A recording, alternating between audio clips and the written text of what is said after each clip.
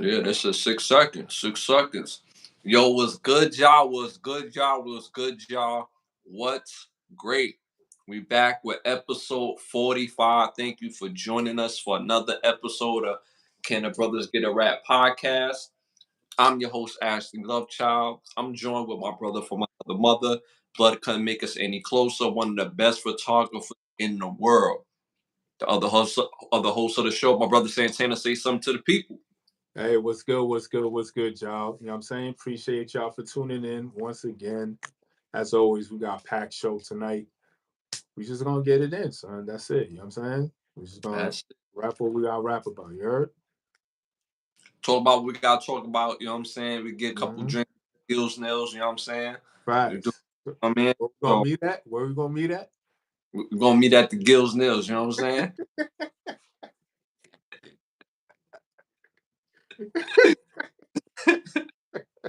Talk about what we need to talk about, you know what I'm saying? We can poly up and do what we need Right. to do, Facts. man. Have a meet and greet at the Gills Dills. You heard? Because like my man, you know what I'm saying? Pause, he was saying, like, yo, I bought a gift for my mans and everything. I had to come out, peep niggas Facts. out, man. You know what So I'm saying? Is this the illest nigga in Nebraska? you bought it, illest nigga in Nebraska. He bought it. I can get Uh, that one. I can get that one over there. oh, for sure. On his Crete, man, son. You know what I'm saying? Oh man, but Yo, quick shout out to the chat. Thank y'all for tuning in. You already know what time it is. Shout out to some of our day ones. I see Rowan Jack in the building. Who else is in the building? Let me tap. I seen Rowan Jack name pop up immediately. yeah, Uh, bro, Jack up in here, flags. Make sure y'all hit that like button early and often. You already know what it is and engage in the chat. But shout out to Culture Talk, King Prince, some of our day ones that's already in the building. Chris the Matlock in the building. You already know what time it is, so it's time to turn up. Facts. We want to dedicate this episode to the legendary. We just lost him in the world in his physical form. But we want to dedicate this episode to the legend himself, Louis Gossett Jr. You know, Ah, yeah, man, yeah, oh man, I ain't even here, son. That's yeah, crazy. yeah. The legend himself.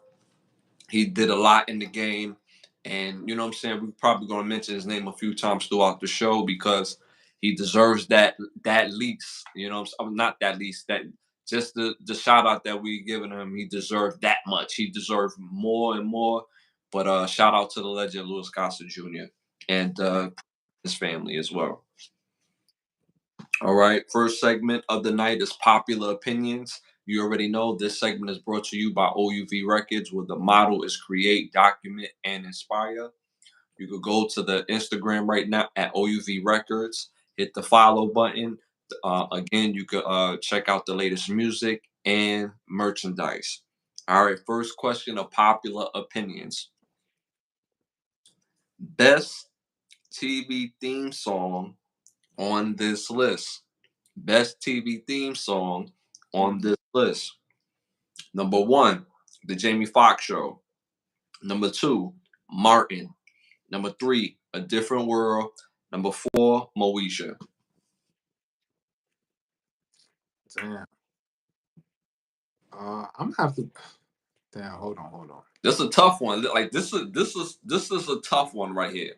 I'm gonna have to go with a different world. Not only was the beat Fire. fire, and it was just the transitions. You know what I'm saying? That's what like I felt as though I didn't watch a lot of the seasons, but I felt from season one, season two, the transitions was you know what I'm saying definitely different. Yeah. Yeah. And it was just how they put it together, the beat, the song. That shit was hard, man. I'm gonna go with a different world, man. Now I ain't gonna hold you. I like all of these. Like I like the first Jamie Foxx, but the second theme song that he had, he really smoothed it out on some R&B type vibes. You know what I'm Mhm. saying? The Martin, we know Martin, the first one was so polarizing. And then I think that as the seasons went on, he made it a little bit more easier to listen to. Like Yeah, yeah, yeah. it wasn't as polarizing. A different world, them transitions, but the music in itself, the first season had its own vibe, and it had like a country, I don't want to say bumpkin, but it had like a country bumpkin vibe to it. Then like from season 2 all the way to season 4, it had Aretha Franklin just, with Those them vocals, and those it was was so, intros I remember. yeah, like, and then season 5 and season 6, they made it real hip hop and R&B. It was, on that bop, like everybody was getting their boogie on. So Hmm. it was still a fire theme song. Moesha, I want to say Moesha so bad because Moesha, you know what I'm saying? Because it was so into Yeah, the yeah, into yeah, yeah. It was cool. It was cool. the bop, know what I mean? But It was a smooth bop. You know what I'm saying? You it was a vibe, and she had like 3 different versions of it too. You know what I'm saying? Yeah, So she definitely did. She so definitely did. it was definitely the bop. I'm gonna agree with my brother, and in the chat we all going with a different world. The rest of the world, they chose Moesha at 47%. I'm not mad at that. That I, was a bop, though. You know what I'm saying? Like, yo, Moesha's joint was a bop. Like, you already know when that theme music hit, like, it's time to be quiet, my nigga. Like, you know what I'm nah, saying? it definitely was a bop. It definitely was a bop.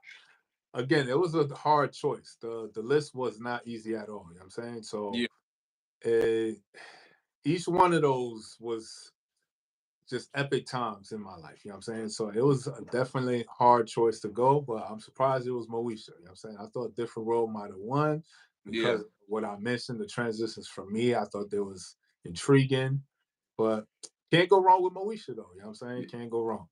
And and Moesha and her joints had transitions too, but it was different. Moesha, you got to know who Moesha was before the episode even started Right, because right, right. Yeah, yeah, showed her with her homies, showed her with her family, showed her looking at boys, like showed her, you know what I'm saying, just yeah. being, you know what I'm saying. So it was just in a different way. So I respect the game. So I'm not mad at that. You know what I'm saying? It's still a lit list. The list, Yes. each series by far held its own. You know what I'm saying? It was its own thing. It wasn't trying to be nothing else. So again, it was a tough list, but Moesha is still like you said, it's still a bop. You know what I'm saying? Oh, that's a boppy. You know what I'm saying? For real. Facts. Yeah. All right. So moving on. Moving on. Next question. Best first 20 minutes in a TV series. Again, best first. Like first episode, right? Or Yes. like first 20 y- minutes of each Yeah. episode, or the very first episode. The very first episode. The very first episode. The very first 20 minutes in Ooh, that episode. okay, damn. This is very specific. You know what I'm saying? Very, very Pacific, right? Yeah. And this is for a reason because when you hear the list, it's gonna be like, all right, all right. All right, all right, all right. Number one, New York Undercover. Number two, The Wire. Number three, Snowfall. Number four, HBO The Corner. Mm. See, two of those joints you mentioned, I wasn't like into or could remember the very first episode. You know what I'm saying? Or Okay. remember like 20 minutes of the very first episode. That would be New York Undercover and The Corner because I didn't really watch those too tough. You know what I'm saying? So Mhm. for me, it's The Wire or Snowfall. But The Wire, though, for me, the first 20 minutes, like, yeah, that shit was riveting. You know what I'm saying? Huh? So for how I break down the list, yeah, that's why I'm gonna go with The Wire. So like, The Wire was just Snowfall was lit. I'm not gonna, you know what I'm saying, I'm not gonna knock it. And the Yeah. other two, I can't. It's hard because I haven't watched those other two to remember how well or how you know what I'm saying how good the Yeah. first episode of each of those series were. You know what I'm saying? Mm-hmm. But for me, The Wire. I'm gonna just go. Okay. Okay. All right. So bet. So me, I'm going with New York Undercover. I remember them first 20 minutes. You know what I'm saying? Like, yo, because it was the pilot, right? So Yeah, they yeah. episode as the pilot episode. So the pilot episode, because you remember how New York Undercover used to start. It used to start off with, the basically the victim meeting the person that's gonna, do whatever to. Yo, when not to cut you off, when did this air? It aired on like Thursday nights on Fox, right? Or Yeah, definitely Thursday night when it yeah. started, but that could have been 92, 93, maybe. Oh yeah, now see, I was locked down in the crib. No TV during the week, kid. That's why I Yeah. was hard for me to catch the wire. Not the wire. I was a little bit older then. I was going into high school by then, but to catch the New York Undercover and Mm-hmm. Corner, like when the Corner came out, it came out like Came out like late 90s, early 2000s. yeah, still locked down a little bit. You know what I'm Yeah, saying? yeah, Only weekend during the yeah, week, school. yeah, Like you know what I'm saying. So, but yeah, the wire came out when I'm just right in high school. So now it's like, you know what I'm saying? It's a little yeah, lax on the time. Like, yeah, you know what I'm yeah, saying? By high school time, I was like, I could watch TV during the week type shit. It's all good. But elementary and junior high, that's why it was hard for me to catch the New York Undercover like that. I could sneak Martin because it was like 8:30, I yeah, believe. yeah, yeah, yeah, So I could finesse that. But about 9 o'clock, nah, it's over with. You know what I'm saying? yeah. Well, So you uh, say you going with which one? Oh, you say you going New York Undercover, yeah. because I remember that first 20 minutes. That first 20 minutes, you had the Dominican girl who was like, the whole neighborhood seen the light in her. You know what I'm saying? Yo, what hood was they in New York, son? Like what area you know? They was like It in was like different. Brooklyn or No, downtown? Like where's they at, son? it was in different parts of Harlem. Harlem. They was Okay, in different, but they was okay. abusing Harlem. They was abusing Harlem. That that 125th, 145th, Yeah, okay, okay. Yeah, that's 116. what I always wanted to know. Like, what part of the city was these niggas at? You know what I'm Yeah, saying? it was definitely in Harlem. Oh, Definitely. policing the blocks heavy. You know what I'm Yeah, saying? yeah. And then it was used in certain parts of uh like Bushwick, like Brooklyn, Queens, like that connector where nobody goes to, especially in the 90s. Nobody was in Bushwick. So you could wild out on Bushwick and don't know, you know what I'm saying? It just looked like New York City. So You ready to bust your gun to get it? you got bust your gun to get it. You know what I'm saying? Yo. Okay, Um, all right, that makes sense because that's the one thing I wanted to know. Like, what part of the city was they at? You know what I'm saying? yeah, they I was definitely. always, for me, as what the episodes I could sneak and watch, I always got a Brooklyn vibe. I don't know why. Yeah, some of them was in Brooklyn. I mean, but I'm Yeah, talking like some of them major. was Manhattan, Yeah, it was like like all over the city type shit, right? yeah, yeah. But Uh, majority their bread and butter was Harlem. mm. Bread and butter. You know what I'm saying? And then certain It's parts of Harlem, baby. I get love out here, man. you know what I'm saying? And certain parts of Chelsea Piers, but Chelsea Piers was really reserved for New York Undercover for NYPD Blue type jump. NYPD Blue and Law and Order SVU. Like, nah. This ain't your jurisdiction, Yeah, bro. yeah, Get out yeah. of here. You could do a scene or two. You could do a scene or two, but get Right. it, I'm get giving out. you You my know what I'm saying? love, but So, gotta be out. but I remember that first 20 minutes again. It was the Dominican girl where the whole neighborhood was rallying behind, held it down or whatever, going to school. She Oh had yeah. that little boyfriend, right? You know what I'm saying? She hook Uh-uh. up with me, you know what I'm saying? Go get a dress, you feel Mhm. me? I cool. And then New York Undercover got music playing the whole time, you know what I'm saying? Some hip hop junk, you know what I Yeah, mean? facts. In the intro and shit. In the intro. So now her home girl go to the party. Oh, they lit, they dancing. You know what I'm saying? It's a high school party. Then you had the bald headed dudes with the jerseys on, like holding the wall down. She goes up to one of them. He parlayed that, took into the room. All right, cool. Then he looked back at his mans and them was like that. And the rest of the squad came into the room with him. Oh man, crazy. Y'all running trains on shorty. So that was to me, not because they ran a train on It was just the fact of that's the first right. introduction to the, you know what I'm saying, to the series on the Yes, rip. Like that's yes, crazy. You know what I'm saying? yes. And then of course the cops on the scene when they, you know, the music, and then you got JC and Torres, two young melanated bros doing it on some hip hop type of vibe. It was Solving just a crimes, son. yeah, you know what I'm saying? Just a lit 20 minutes, So I'm definitely Solving hella crimes, son. some I fuck with hella it. crimes on a hip hop jump. You know what I'm saying? But the rest of the world, you went with I you went were with with the wire. the chat went with the wire. Mhm. I went with New York Undercover. The rest of the world, they went with The Wire at 58%. Oh, that see, it may. I think it might have been it. Not everybody's situation. Maybe they don't remember how far back The New York show. Undercover goes. You know what I'm Yeah, saying? yeah. We talking about when you said when it first aired, 92. Yeah, about like 92, 93. Yeah, yeah, that would be tough only because like to remember the first episode and you remember that joint very vividly, kid. Yeah, yeah, Like yeah, 'cause it was, yeah. I'm saying 92 for that type of graphic scene to be showcased. It's, you know what I'm saying? It's riveting and it captures the audience. You heard? And mind you, at that age, bro, I had no business watching it. Yeah, Like no, exactly. Yeah, I'm we like had in no business watching none of these shows. So. yeah, you know what I'm saying? So I had, you know what I mean? Like I was definitely like tuned in. My mother worked 2 jobs. I'm a latchkey kid. I ain't trying to hear nothing. I'm watching TV. Leave me alone. You know what I'm saying? So I wasn't trying to hear nothing. I like my brother going around chasing chicks. I'm in the crib chilling. Like you know what I'm saying? Flipping channels, Flipping. kid. He leave me alone. Like you know what I'm saying?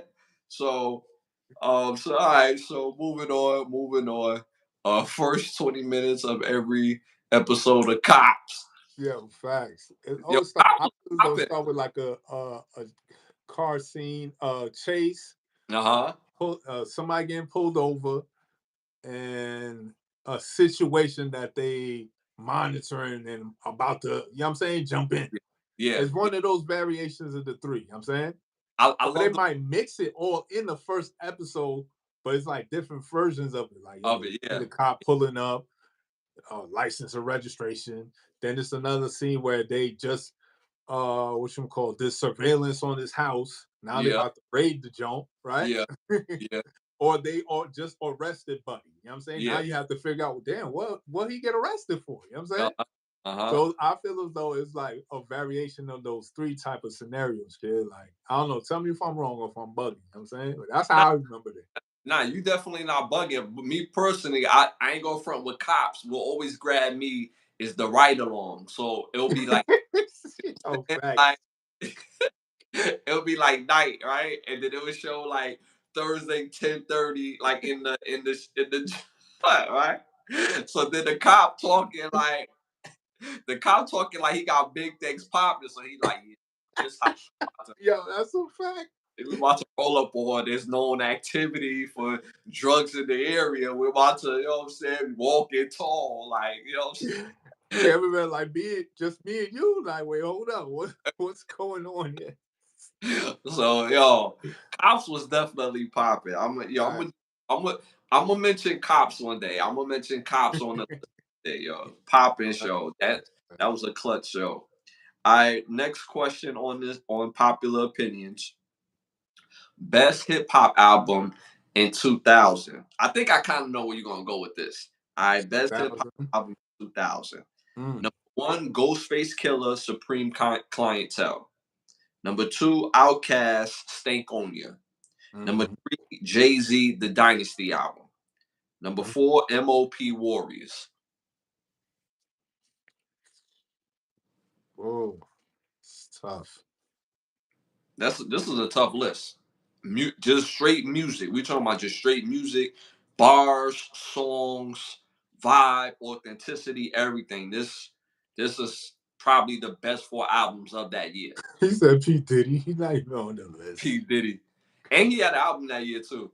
That's crazy. I'm going with Jay Z, the Dynasty album, son. Okay, wow. It's really how I got the CD. Is really what made me go with it more, because Hmm. the impact of getting the CD. That's like 2000. This is like right when I'm. Was it like late 2000 or early 2000? Not 2000, the year of 2000, the year Oh, 2000. so January going into the beginning of 2000, right? Yeah. Got Yes. Okay. So yeah, that's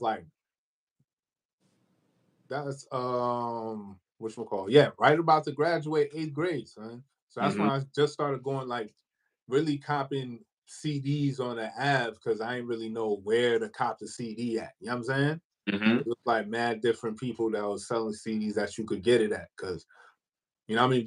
This is 2000 we talking about. Yeah, yeah. This is high So school. this Definitely high. not this not you could just download the album on your phone. Yeah, You have to yeah, like go yeah, get the physical copy. You know what I'm saying? So yeah. either you buying it or you going, you know what I'm saying? You gonna buy it at like FYE, Sam, no, not Sam Ass, Radio Shack. Radio Shack. It was before Best Buy. Like, it was a bunch of spots. If you trying to go there and spend the bread, but Tower. if you find you know what I'm saying, Tower. man, You remember you gonna Tower? get you gonna get the bootleg joint. You said what? You remember Tower Records? Oh yeah, Tower Records was another one. So you Mhm. have to go to these places. So what I'm saying is I live close to the Ave, so I could just go to that Ave. My man's finally my one of my bros I was growing up with finally put me onto his plug where he get the bootlegs at. Mm-hmm. That's when I was finally introduced to like getting bootlegs and that Yeah, and album came out. So I was like, yo, let me get the Dynasty album. You know what I'm saying? yeah. So yeah, Um, that's why I'm going with the Dynasty album. all these albums is top tier. I remember 2000 so vividly because that was probably like the best year that I had in football in high school and in basketball that same year. It's like that's like going into junior year. So like my sophomore year was actually my best year, but that junior year, like Miles had passed away, so that was like a rough year. But for sports, that was like my best year, like 99, 2000. Then that very next year, it was just like a rough year. Sports, life, everything. You know what I mean? Mhm, mhm. But that music is a part of what helped my spirit to like just kind of, you know what I'm saying? Like, yo, Get through it. You know what I'm saying? it a little bit. Yeah. Um, so me personally, I remember each of these albums so vividly. I'm gonna have to go with Jay Z, the Dynasty album as well. Like, this is my favorite album of Jay Z. Period. This is my favorite album. Why you So say that? Why you say that? why is my favorite album? Yeah. The versatility of the songs. He Okay. got bars. He got hits, Mm-hmm. and he got his mans in them shining like Bleak, Nice. Beanie,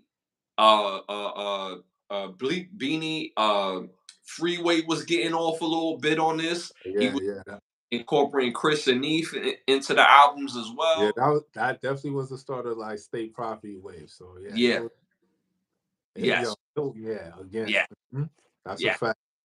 And then again, is he had songs where they wasn't so radio friendly, but they was fire like 1-800 Hustler. You never going to hear on the radio, but that song is fuego. Like it's out of here. You know what I'm saying? 1-800 Hustler, Parking Lot Pimping.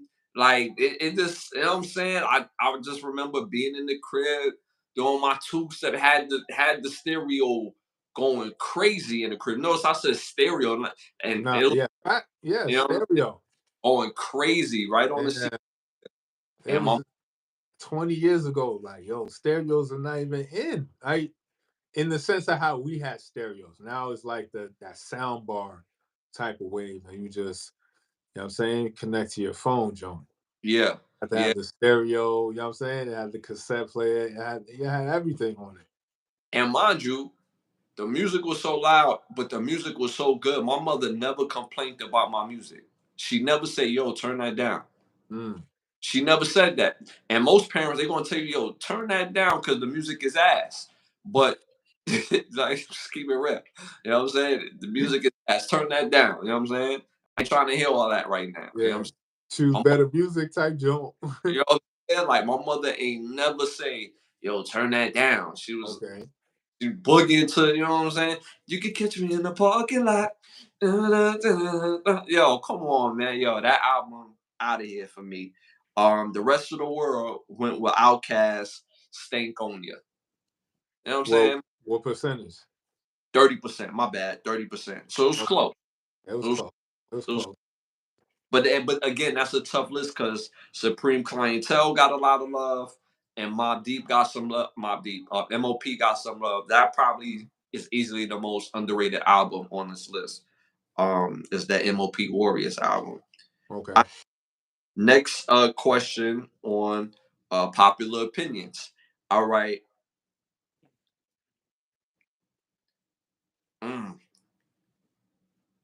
which one would you rather do? Uh-huh. Which one would you rather do? Right? Wow. Number one, rent movies from Blockbuster. Number two, buying bootleg VHSs. Number three, going to the movie theaters. Number four, buying $5 DVDs. And is which one I'd rather do? Would you rather do? Because this was like a pastime. Like we lived through all of this. You know what I'm saying? Out of all of that, I'd rather go to the movies, son. You rather go to the movies. Yeah, because I any given point in time, any of those bootleg Jones was a hit or miss. You know what I'm saying? Yeah. At least with the movies, it was guaranteed you getting top tier as far as like watching the movie. But again, in those times, what you mentioned, VHS, bootleg DVDs, like you know what I'm saying? Like it was a lot of people in the movie theaters. Mm-hmm. So you run the risk of going on a night where it's busy as fuck. So again, I'm saying it's a choice I'd rather go with. You know what I'm saying? In the chat, they going with Blockbuster. They gonna have a Blockbuster night in the chat. That's what the chat is going with. Shout out to Ron. Okay. Ain't no wrong with Blockbuster. That Blockbuster was a Blockbuster night was definitely like it was different. You know what I'm saying? Clutch night. That was a clutch night. That was a You clutch. just walked around. It's just walking up in there. You have all the VHSs. You just gotta figure out which section you want to go to. They Mm-hmm. got everything there, son. That shit was a different vibe, son. Yeah, Growing up, yeah, yeah. And you can get some numbers out of Blockbuster. You know what I'm saying? I'm just saying. I'm just saying. I'm just keeping it buck. So in the chat they going with Blockbuster. You went with the movies. Me personally, I grew up on the bootleg VHSs because the reason why that was so popping to me is because the VHS actually used to tape the movie. So if the crowd was messing with the movie, they let you know. So let's say they got New Jack City on the bootleg VHS. So the scene where Nino Brown picks up the little girl, you hear the crowd like, "Oh man, what is he doing? Oh, that's That's crazy!" what I'm saying. Like, You run the risk of that type of shit, son. but I grew to like that though. You know what I'm saying? Like I needed. I want to feel like, you know what I'm saying, I'm part of the crowd. You see what I'm saying? I like Ah, that joke. You know what I'm saying? So, you okay. know, the most bootleg VHS I've ever watched, and for those who don't know who's VHS, what a VHS is, it's basically what they used to have in Blockbuster, the videotapes. That's what they call VHSs. So the bootleg VHS, though, you know what I'm saying? The movie that I watched the most is Friday. When it came out in 1995, I watched Friday every day, and it was mainly because the people that was in the theater watching Friday, every time something happened on the screen, they responded, and I just, you know what I'm saying? So still to this day, when I watch the movie, I can still hear the, you know what I'm saying? Facts. The Yes. Yeah. That's so so I grew up on that, but me personally, I'm gonna have to go with the $5 DVDs because you know what I'm saying. Like a DVD, it's a DVD night, and those who don't understand, you know what I'm saying. You get you instead of going to the movies, you know what I'm saying. You can get you two DVDs for $10. You know what I'm saying, and then you could call your rounds, you know what I'm saying? And they come over and be like, yo, I got the DVD cracking for tonight. You know what I'm saying? I got two that's a movies. That accounted for 4 hours for you to get what you needed to be within those 4 hours, if y'all know what I'm nah. talking. That's a fact. That's a fact. So I'm gonna go with I'm going with the $5 DVDs myself. You know what I'm saying? Again, y'all in the chat, y'all went with Blockbuster. Some of y'all going with bootleg DVDs. My brother went with going to the movie theaters. The rest of the world went with going to the movie theaters at 41%. So Okay. yeah, I'm not mad at that. You know what I'm saying? But Nah. Like again, it was a tough choice. yeah, Like it was just if it was um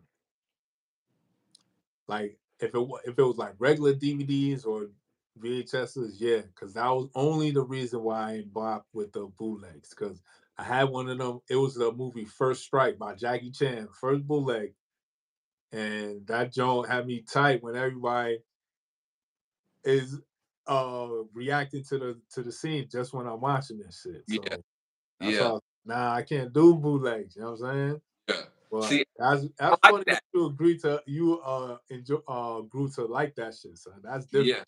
Like, that yeah, used to get me like, oh nah, I can't do it. yeah. And like I used I because ew. especially them scenes where like you felt a certain type of when you glad somebody got bodied, they got smoked, like in Boys in the Hood, right? I had the bootleg VHS. So of course, every time when Ricky dies, you hear the crowd like, oh man, like it just get quiet. You know what I'm saying? Right. But of course, when they catch him at the end, yeah, yo, yeah, kill him, though. Like you know what I'm saying, like you so I grew to love it, bro. Me, you know what I mean? That's just me personally. So, Nah, ew. but we lived through all of that. You know what I'm saying? These were all clutch in all different times, and you had to get like different food was required for these different things. So for a blockbuster night, you needed some pizza. You needed some Right. Domino pizza for a blockbuster night, in my opinion. For buying a bootleg VHS, you just needed some snacks, dog. You didn't need to get all crazy. You just needed some snacks. You know what I'm saying? Mhm. Going to the movie theaters, you could go to a restaurant. That could easily be, you know what I'm saying, at Applebee's, you know what I'm saying, Blimpies, Facts. you know what I'm saying, type of vibe easily. You know what I'm saying? Maybe some pizza, maybe. But Yeah. Yeah. that time, the actual restaurant of pizza. But buying the bootleg DVDs, that required Chinese food, bro. Mm. You needed Chinese food for that night. You know what I'm saying? Okay. So, you know what I'm saying? All these different vibes that Yeah. required it.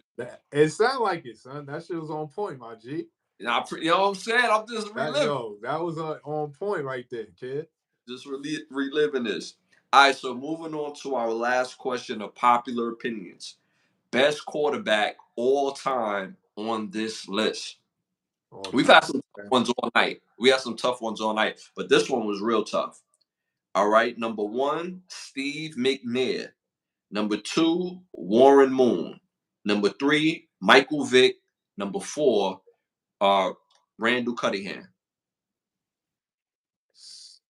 And what was the question again? The The best best. quarterback all time on this list. Oh man. Is that Michael Vick, Warren Moon, Randall Cunningham, and Steve McNair. Steve McNair?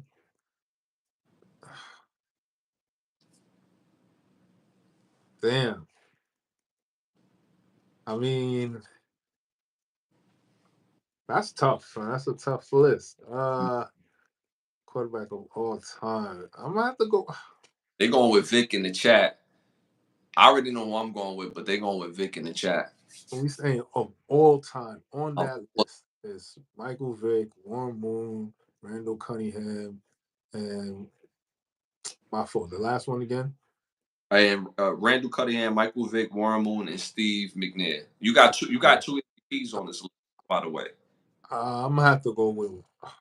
I'm gonna have to go with Warren Moon because Yeah. he had. See, honestly, there's no wrong answer to this, but this Yeah, is it's just a tough. It's just a tough one to choose out of those. You know what I'm saying? yes, To yes. say who overall on that particular list is kind of tough. So I would say Warren Moon, even though it don't count, but it still count as somebody who's seen the highlights and all that when he Hmm. played in his CFL days.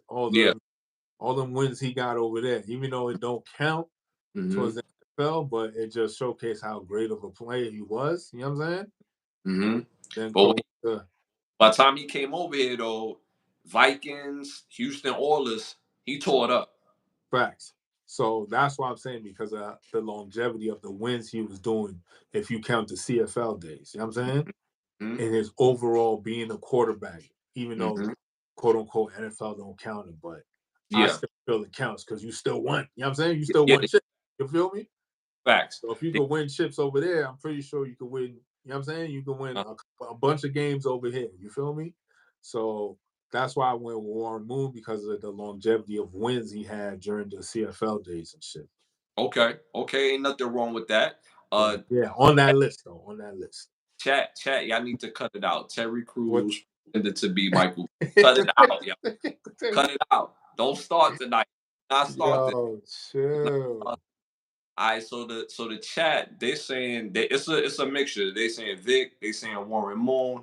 So it's a mixture of both. Randall Cunningham revolutionized being a dual threat quarterback. Uh, Warren Moon probably did it way better. I won't say probably he did it better than Randall Cunningham in my opinion because his straight athletic ability, his arm was ridiculous, and he wasn't a small man. Pause. Um, Michael Vick is easily my favorite on this list. He's my favorite by far. His college mixtape is crazy, and Mm-hmm. I think Michael Vick was special when he was in the NFL, which he was. If you look at the Virginia Tech Michael Vick tapes, oh my, it is beautiful. So Is to bring that up, they said for NCAA 25 that you could get to play with old players like Vic. You can play with Brady. You play during Vince Young days when he was that at Texas.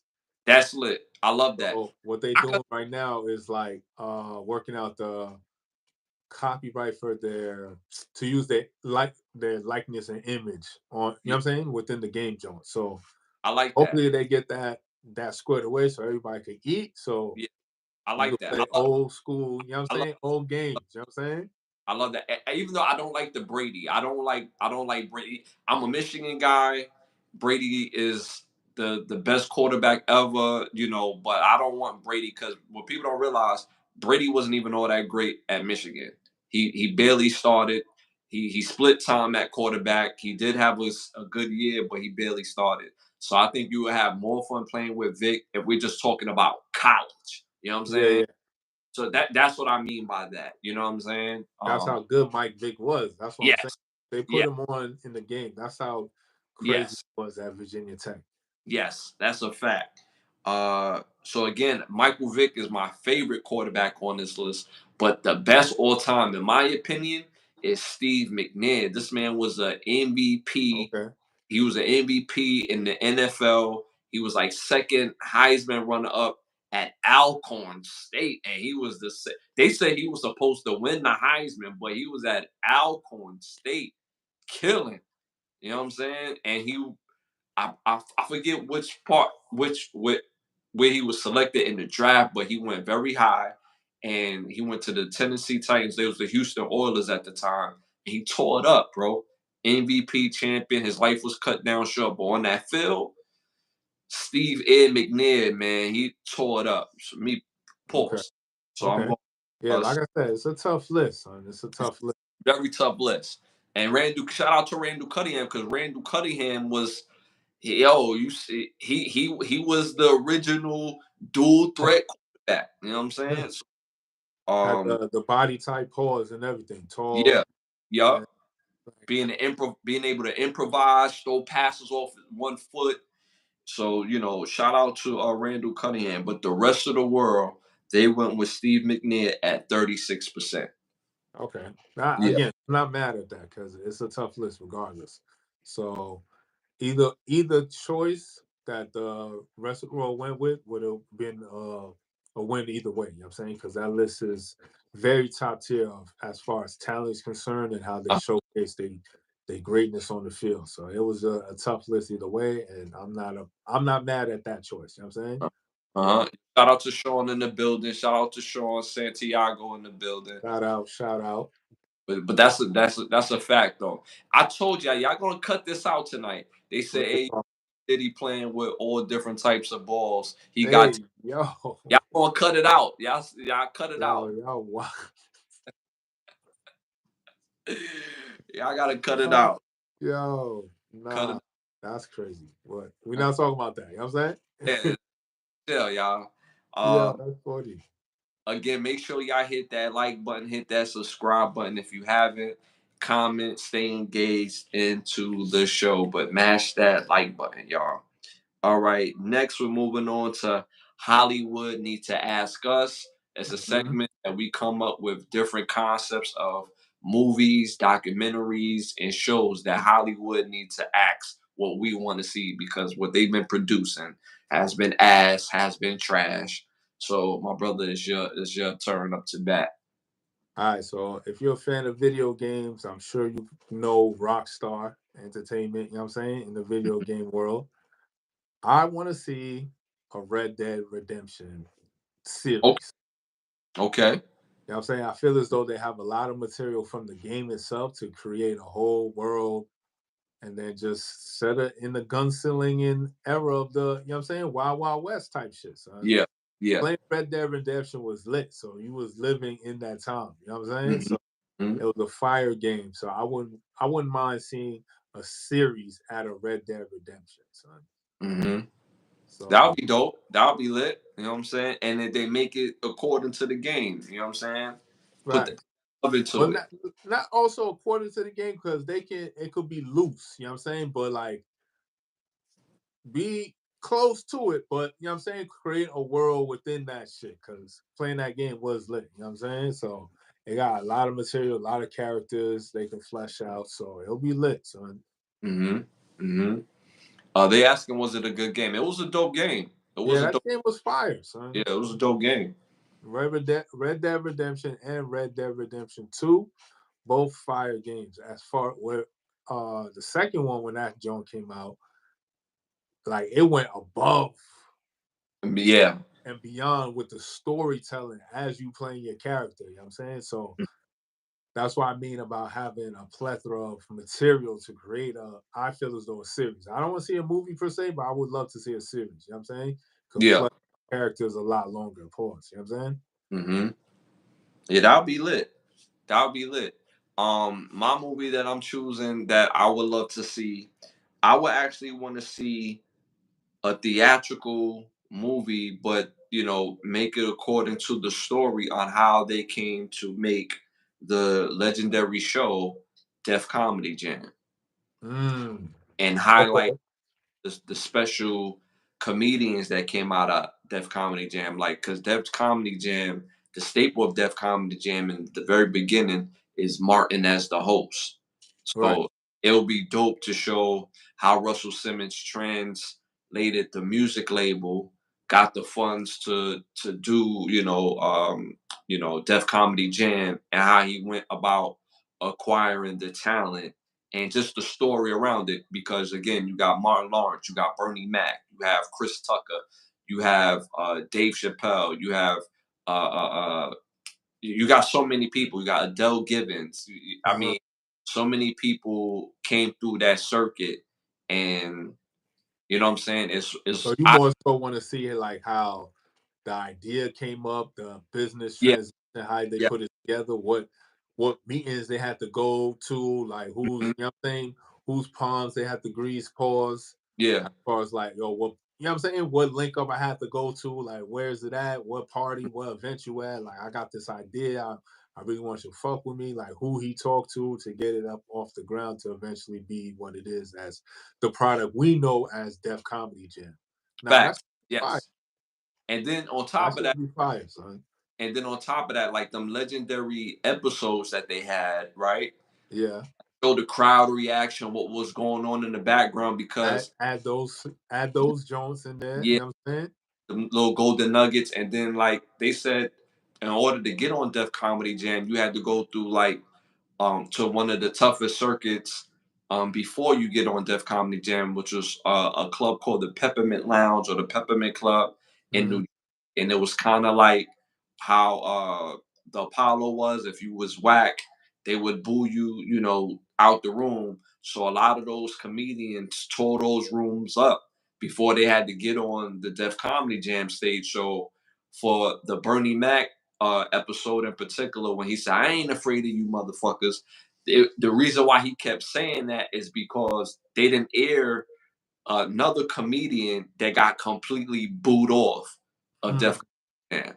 like he had an issue with the crowd and everything. So Oh, they, so he had to come out there like that. Okay, yeah, yeah, yeah. yeah. So I would love to see what the live interaction was, and then what was dope about Def Comedy Jam, you had top tier celebrities that would come just to get a chuckle on. You know what I'm saying? Yeah, Because you, they'll be in the crowd. They'll be yeah, like on the second floor type joint. yeah, yeah, So yeah. it'll be lit to see the day of or wherever they about to film.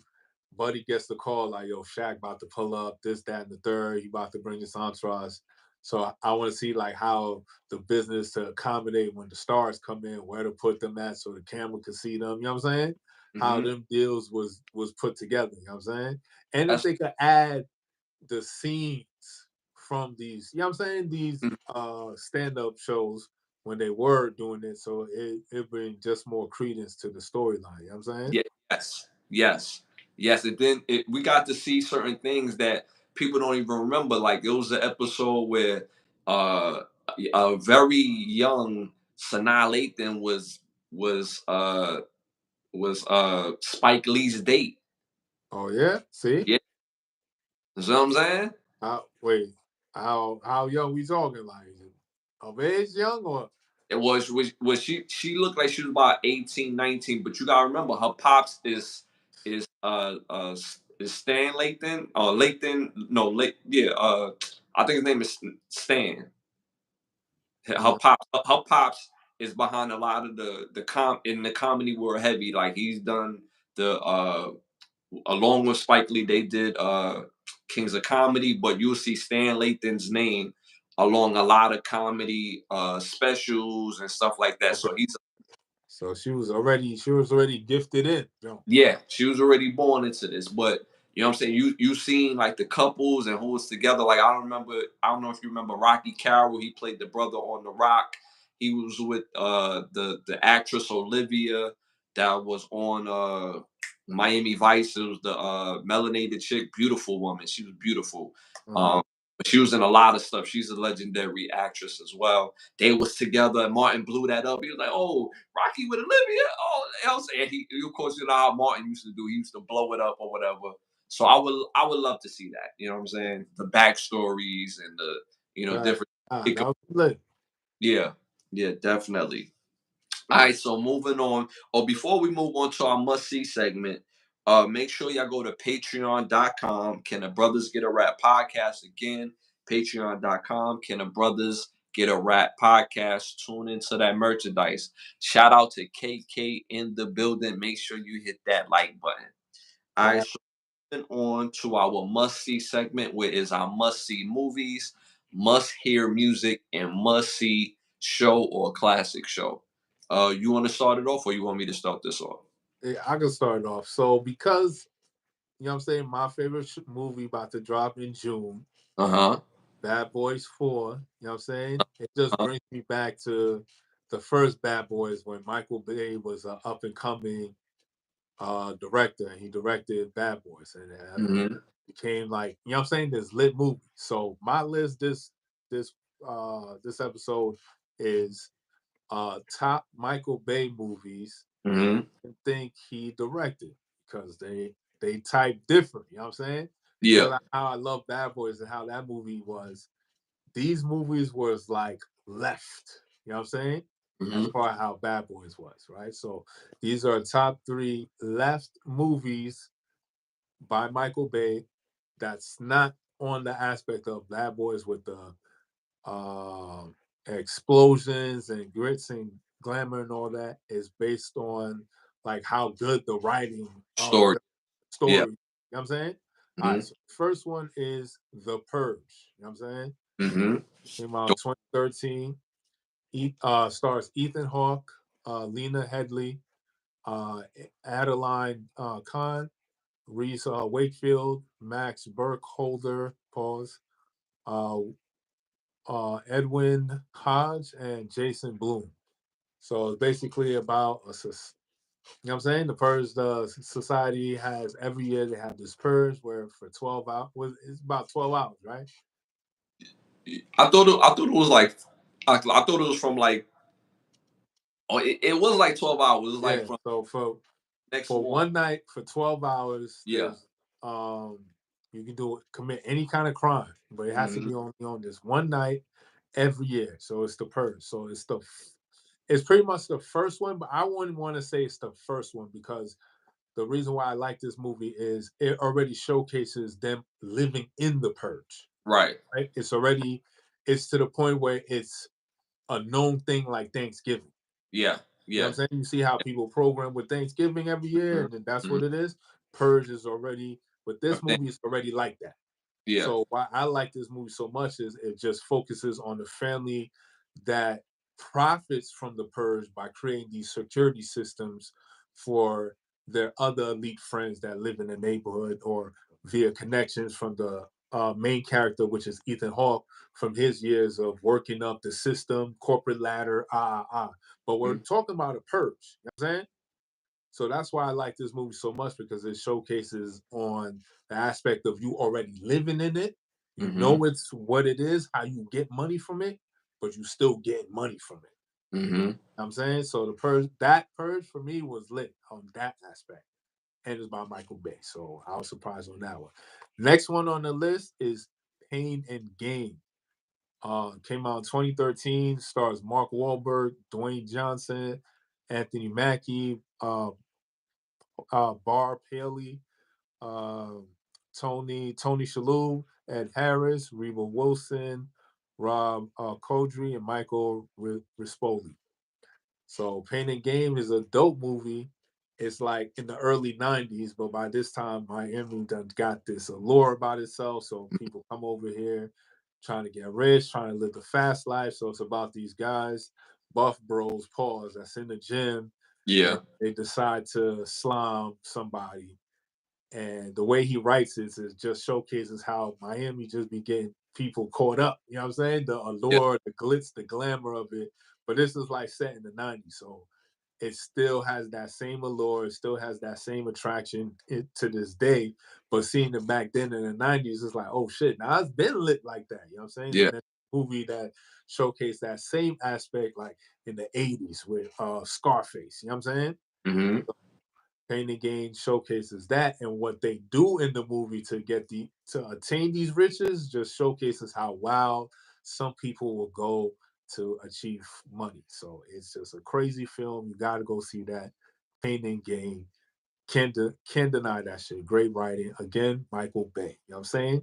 Mm-hmm. Last on this list is this is a fire joint, son. I can't even lie to you, son. It's the movie The Island. It came out in 2005. Stars Scarlett Johansson, Ewan McGregor, Steve Buscemi, Michael Clark Duncan, Sean Bean, Jinyo Huso, the black dude that played in Gladiators. Yeah, Mm-hmm. yeah. Nia Tinsley and um, what was it? Brian Stepneck. Pause.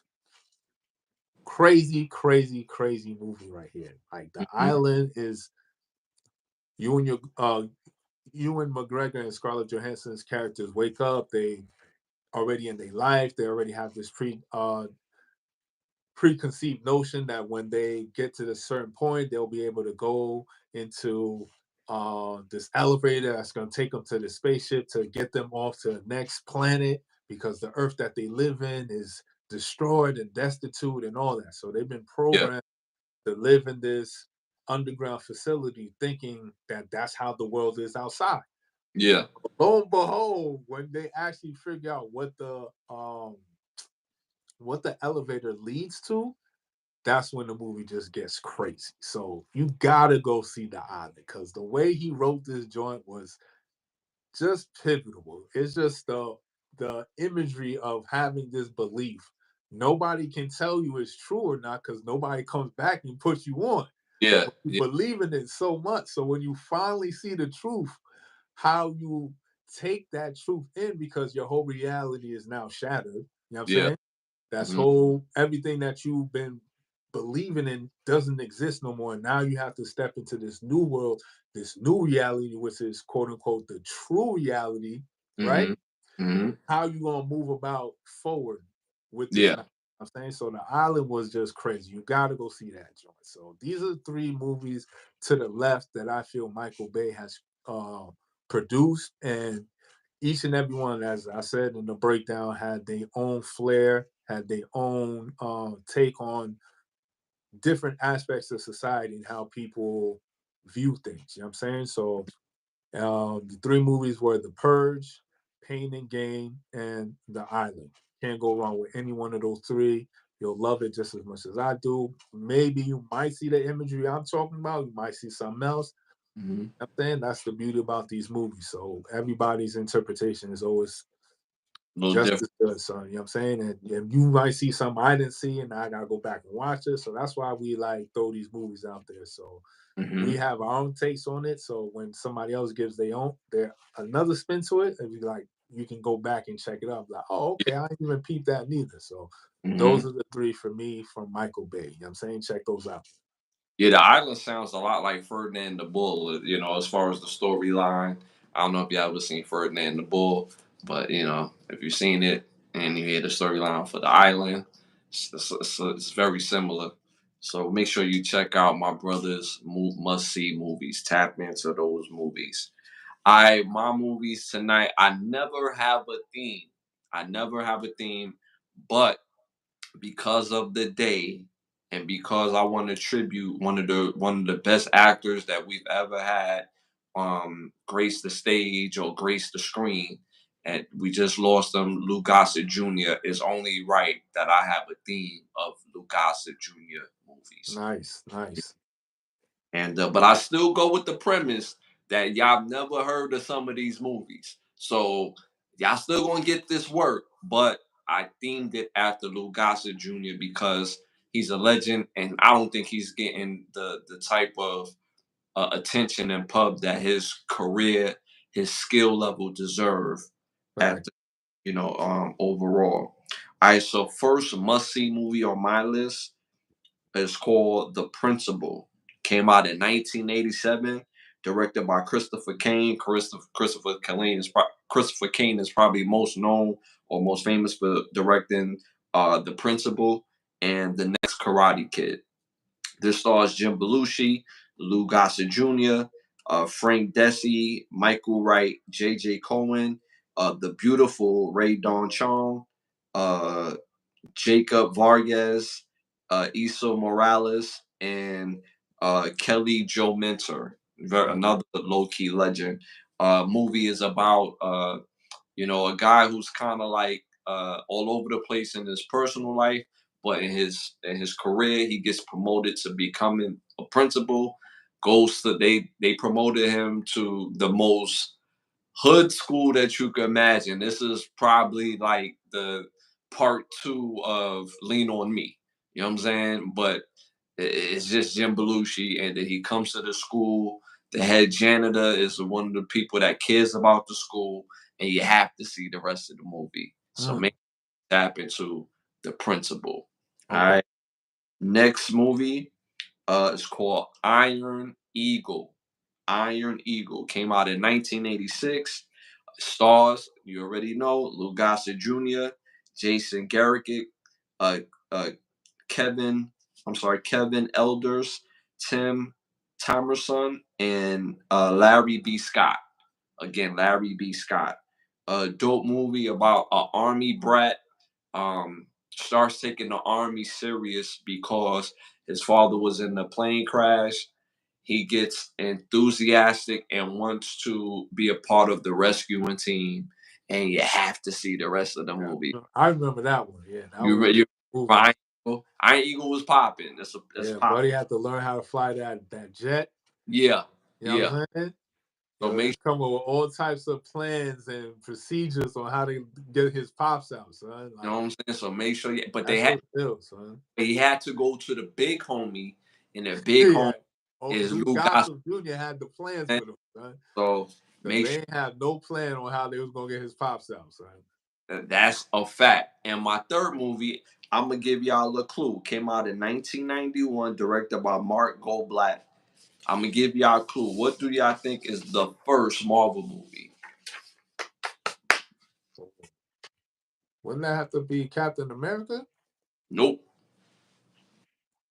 First Marvel movie? Yeah. Hmm.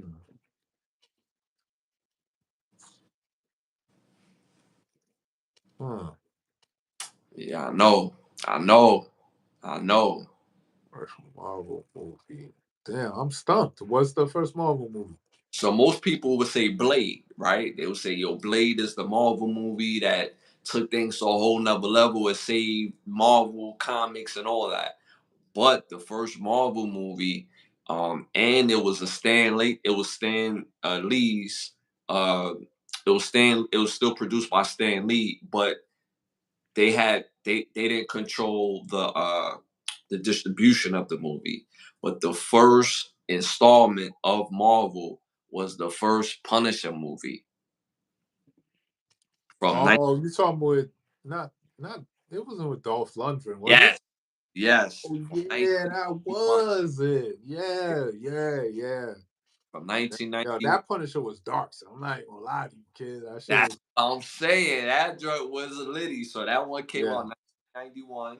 The starred Dolph Lundgren, Louis Gossett Jr., Mayara. Sorry if I messed your name up, and Jerron Crabb. Fire movie obviously is about Punisher. You know the Mr. Castle. You know about his family. You know dying and that real origin story. That one is easily the most grittiest yeah. Punisher. I Easily, remember. I would have to go back and watch it, but I forgot Lou Gossett Jr. was in that movie. So and the color of it, how the Punisher was getting down. Like yo, it was straight business. It was no goofiness. It was even the villains was on some murderous type of stuff. yeah, they ain't waste no time. They grab their blicky and everything, son. So it really showed that origin story of Frank Castle. They mentioned Yeah, Spawn. Spawn was a dope movie, but but you know that's I wasn't not the installment. But but I thought Spawn was Image. yeah. Spawn is a different comic altogether. Yeah, I believe it's Image. I believe yeah. it's comics, but yeah.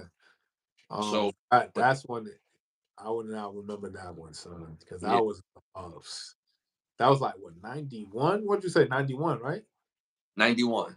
Yeah, 91. yeah, And yeah. it's better on a rewatch. I watched it again yesterday and I bro, the only part I'm gonna tell you about the movie that had me hot because it was like that's some like matter of fact, it wasn't in that movie. It was something else. It was something else. It was something else. It wasn't that movie. It was that movie. Because the part of that movie was very realistic, but yeah, it was another movie. It was another movie. Go see that. The Punisher. Go see all three. The Punisher, Iron Eagle, and The Principal. And again, all three of these movies are starred by Lou Gossett Jr. Shout out to the legend.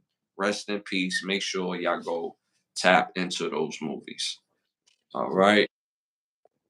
Who said that? Sex in the City. Spawn. Sex in the City was the first Marvel movie. Yo, Y'all. All right. So, all right. Moving on. Must hear albums. Must hear albums. All right. So, number one, artist named Diddy Joe. His name is not Diddy. It's not P Diddy. It's not P Love. His name is Diddy Joe. Diddy Joe. His album is called 1993. It came out in 2016. It's a mixture of R&B and hip hop. I It is got close. fire. It is fire. So You make said sure Diddy Joe? Diddy Joe. So make sure y'all tap into that uh album. Diddy Joe 1993 album again came out in 2016. Second must hear album again must hear Eric Bellinger Cuffing Season. Okay. Came out in 2015. Front to back, fire, fire R&B album, front to back, Cuffing Season by Eric Bellinger. All right, third must hear album, last must hear album, R&B. We want all R&B. Uh, the group Jade came out with an album called Jade to the Max. Came out in 1995. These women are not only easy on the eye, but Mm-hmm. it was fire. That album was fire. They got songs on that album that y'all heard of Oh a yeah. Whoa. I think when you said Jade, for what was the name of the artist? Jade Fire. Their name was Jade. Oh, Jade. Okay. Yeah, Jade. But their album was called Jade to the Max. But Okay. they were fire. Like when you listen to that album, you're gonna know at least 3 songs off the bat. At least Okay. so fire, top tier All right. album. And then a lot these female dancers, Nara, I'm no I'm messing up their name. Nara, this is a group of sisters, and they do these dance routines to the Jade song. They do it to all types of songs, but their most famous clip is to the Jade song, to a Jade song, and they murdering it. We shot them out on the show. Mhm. Um, but I know I'm gonna mess up their name, so I don't want to mess up their name. But I know one of the girls' names is Nara. But they be killing the routines to Jade music. So make sure y'all tap into Diddy Joe 1993 album, Eric Bellinger Cuffing Season album, and Jade to the Max album. All right. All right. Moving on to classic show or must see show. You want to Yeah. start that off? And it's definitely a good breakdown. Definitely not a classic show, but it is a must see show. It's on Showtime and it's called The Affair. Came out in 2014. It had 5 seasons. It stars Ruth Wilson, Dominic West, Mara Tierney, Joshua Jackson, Julia Goldman Teller, and Paquin, Umar Medveli, Sam, I'm sorry, Sanaa Lathan, Catalina Sardano, Moreno, Brendan Fraser, and Colin Donald. So it's basically, as the title says, it's about an affair, but it's more so about how the affair happens between which of these two characters, which is Dominic West and Ruth Wilson. So Dominic West is like, he basically married into money. His wife was part of this rich oligarch family in um what's that area in Long Island where all Diddy be throwing the white parties? What's that Oh, area? like the Vineyard. It's Nah, called. not it's out in Long Island. It's way deep out pause in Long I, Island. yeah, like that's like the it's like a second name for it. It's the Vineyard, but you're talking about What's that area? uh Damn. I know what you're talking about. They showcase it in mad movies. Uh, Yeah, a lot. It was y- just in what's one called the other Wolf of Wall Street was in that when you do that big party yeah, out out there in Long Island. I can't remember that area, but it's where they throw the white parties and all that stuff. But the family that he marries into, her family owns a house out there, big house. That's why I mentioned that part. hmm And he's going out there over the summer. He has 3 kids, his wife, his marriage is like falling apart because there's like no intimacy, nothing like that. His life is in a rut because he's at a dead end job. He's a teacher, but he writes. He's also a writer. So he's trying to become an author and get his name out there. His first book flopped, so he just got a lot riding on him. And then one day he go at the diner, him and his kids and his wife, and he meets Shorty. That's how they meet. pop, popping. The affair. It's just how it builds up and all that. It's a dope show, so you definitely gotta watch that. The affair came out 2014, 5 seasons. Phenomenal writing on that one, son. Like Hmm just showcase like if you ever in that situation, regardless of how it is, you might act that way. You know what I'm saying? Yeah. So it's a dope show, dope writing. And then I didn't even know because Dominic West, he McNulty from The Wire. You know what I'm saying? Oh, McDulce. Yeah, yeah, yeah, yeah, Yeah. So come to find out, Buddy all from England and yeah, all that. I'm yeah. like, yo, what the hell? Yeah. He was with that real quick. You know what I'm saying? Yeah, so it was just crazy, but to see him come back and play this character, like he did a phenomenal job with that part, portraying the eventual person that has this affair, what his reasons and his justifications for doing it. You know what I'm saying? As a viewer, man, you might, you know what I'm saying? Yeah, yeah. Yeah, you're gonna understand. So yeah, you know what I'm saying? yeah. The Affair, definitely go check it out. Again, it came out in 2014 and it had 5 seasons. Yo, make sure y'all go check out The Affair. My must see show is not a classic, but it's a must see show. Yeah, The Watchmen came out in yeah, 2019. yeah, yeah. It was only on for one season, but it stars Regina King, Lewis Irons, Ian Smart. Again, I gotta mention the legend. This is why I'm mentioning the show, but it is a must-see show. Lou Gossett Jr., Yaya Abdul Mateen the second. He plays the new Candyman, and he plays the bad guy on Can't- Aqua. Oh man, yeah, yeah, yeah. Um, the legendary Don Johnson. These are the stars of The Watchmen. It's basically based on the graphic novel of Alan Moore and David Gibbons, uh, and it takes place from the Tulsa, Oklahoma, where the traditional law system is basically obsolete, and you have the fight on your hands versus vigilantes and this new world order. It's a must see show. This first season was so dynamic that they took it off for the second season because of the type of messaging that they was putting into the shows. And it's always interesting when you have shows that stars melanated people about this type of imaging. Like, yeah, we can't have that. Nah, This, facts. you know, It was a lot for the first season. It was a lot, son. And, yeah, and I loved every minute of each and every episode. I was upset that they only gave it one season, but when you watch that one season, you'll know why they can yes, only give this show one one, season. You know what I'm saying? It's a reason why. And they yeah, really like told the story in one season. And it was dope. How they told the story was very pivotal. The imagery they used to showcase the story was just phenomenal. So that's a dope pick right there. So Watchmen was lit. Again, mad that it only got one season, but if you go watch it or if you've seen it, you understand why it got that out one for season. one season. And shows like this and Love Country Craft That's the on other one. season for a particular reason.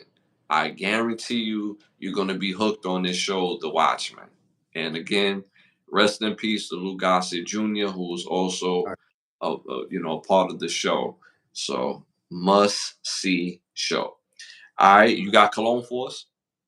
Oh, for sure. Definitely got a cologne.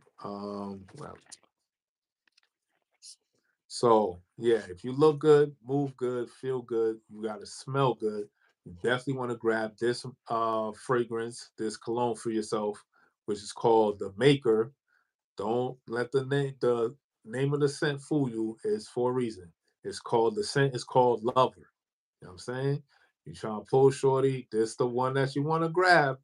You definitely want to grab the Maker.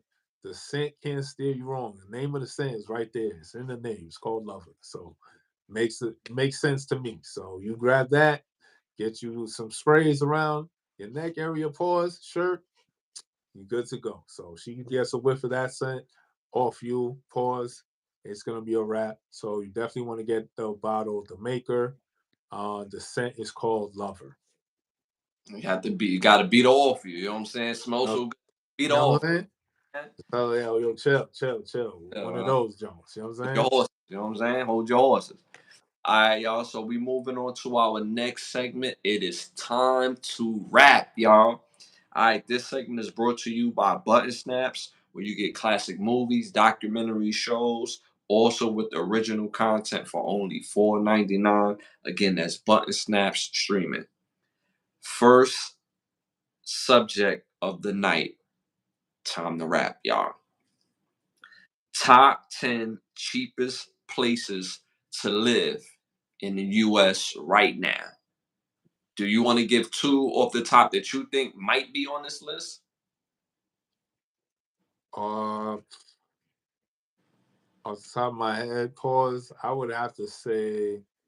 We talked about this the other night. I have to say Wyoming. Mm-hmm. They on Um, they on the list. and another top. My bad. No. My bad. They missed it. They missed the list. My bad. They missed the list. Okay, so that was one of my choices. So one more. I'm gonna have to say Idaho. Idaho, no. Okay, so now the list is on point. You know what Yeah, I'm saying? got interesting, right? All right, so we want let's do 10-1. How about that? We do 10-1. How about that? So Uh-huh. number 10 on the list is Omaha, Nebraska. You know what I'm saying? Omaha, Omaha. Nebraska. You know what I'm saying? Omaha's a gold mine. They get money out in Omaha. You know what I'm saying? They doing real well in Omaha. You know what I'm saying? So Omaha, the median for a studio apartment or for for studio to a one bedroom is $835 a month. You know what I'm saying? Go to Omaha and get it popping. You know what I'm You know what I'm saying? saying? It's popping in Omaha. You It's heard? popping. 835 for a two bedroom ain't bad in Omaha. You know what I'm saying? You have a nice life in Omaha. You know what I mean? All right, so ninth on the list is Austin, Texas. Okay. Austin, Texas. So the median for the average studio to one bedroom apartment is it raised up. It raised up to 800 for the average. Wait, but we talking about 2024 right Correct. now. Yes. Yes. Austin. Yes. That ain't bad. That ain't a bad choice. You know what I'm saying? Austin ain't too bad. Right. So we talking about from a studio Yeah, or studio to a one bedroom. You know what yes. I'm saying? Yes. Austin, Texas ain't bad on that list. I'm not mad at that. That's number 9. Yes. Okay. Number 9. And then this not just includes because the list is going to go up and down as far as rental prices. This includes the cost of living. We're talking about, car notes, insurance, groceries, traveling and stuff like that. That encompass all this. So I'm only giving the rental stuff, but the list, the higher we go, the cheaper it gets as far as the cost of living in that area. Okay. If that makes sense. So it won't just solely be based on the rental of the cribs. Like we talking about just the cost of life there. Okay. 800 already in Austin sounds lit. You know what I'm saying? That's number 9. That's number 9. You know what I'm Yeah. saying? So number 10, I'm 10. Number 8, we have Duggan in Nebraska. yeah. So number 8, we have Indianapolis, Indiana. The median for a studio to a one bedroom is 758 a month. Julie, Indiana. You know what I'm saying? Indiana Indiana. popping, you know what I'm saying? Popping, It's popping in Indiana. popping. All right, so number 7 on the list is Tulsa, Oklahoma. The average median for a studio to one bedroom is 734 a month. All right, so number 6. That's in like middle of America, son. I ain't never lived where I wasn't close enough to the coast, son. If I think about all the places I lived, Mm-hmm. it's been close to the coast. Why I say that? Because Tulsa, Oklahoma is like in middle of America. Yeah, You know what I'm saying? Like you're nowhere near no coastline. You feel yeah, me? yeah. Austin, you could drive down to Galveston and that area and hit the Gulf of Mexico Right, coastline.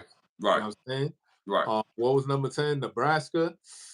Yeah, Omaha, Nebraska, Omaha. Omaha.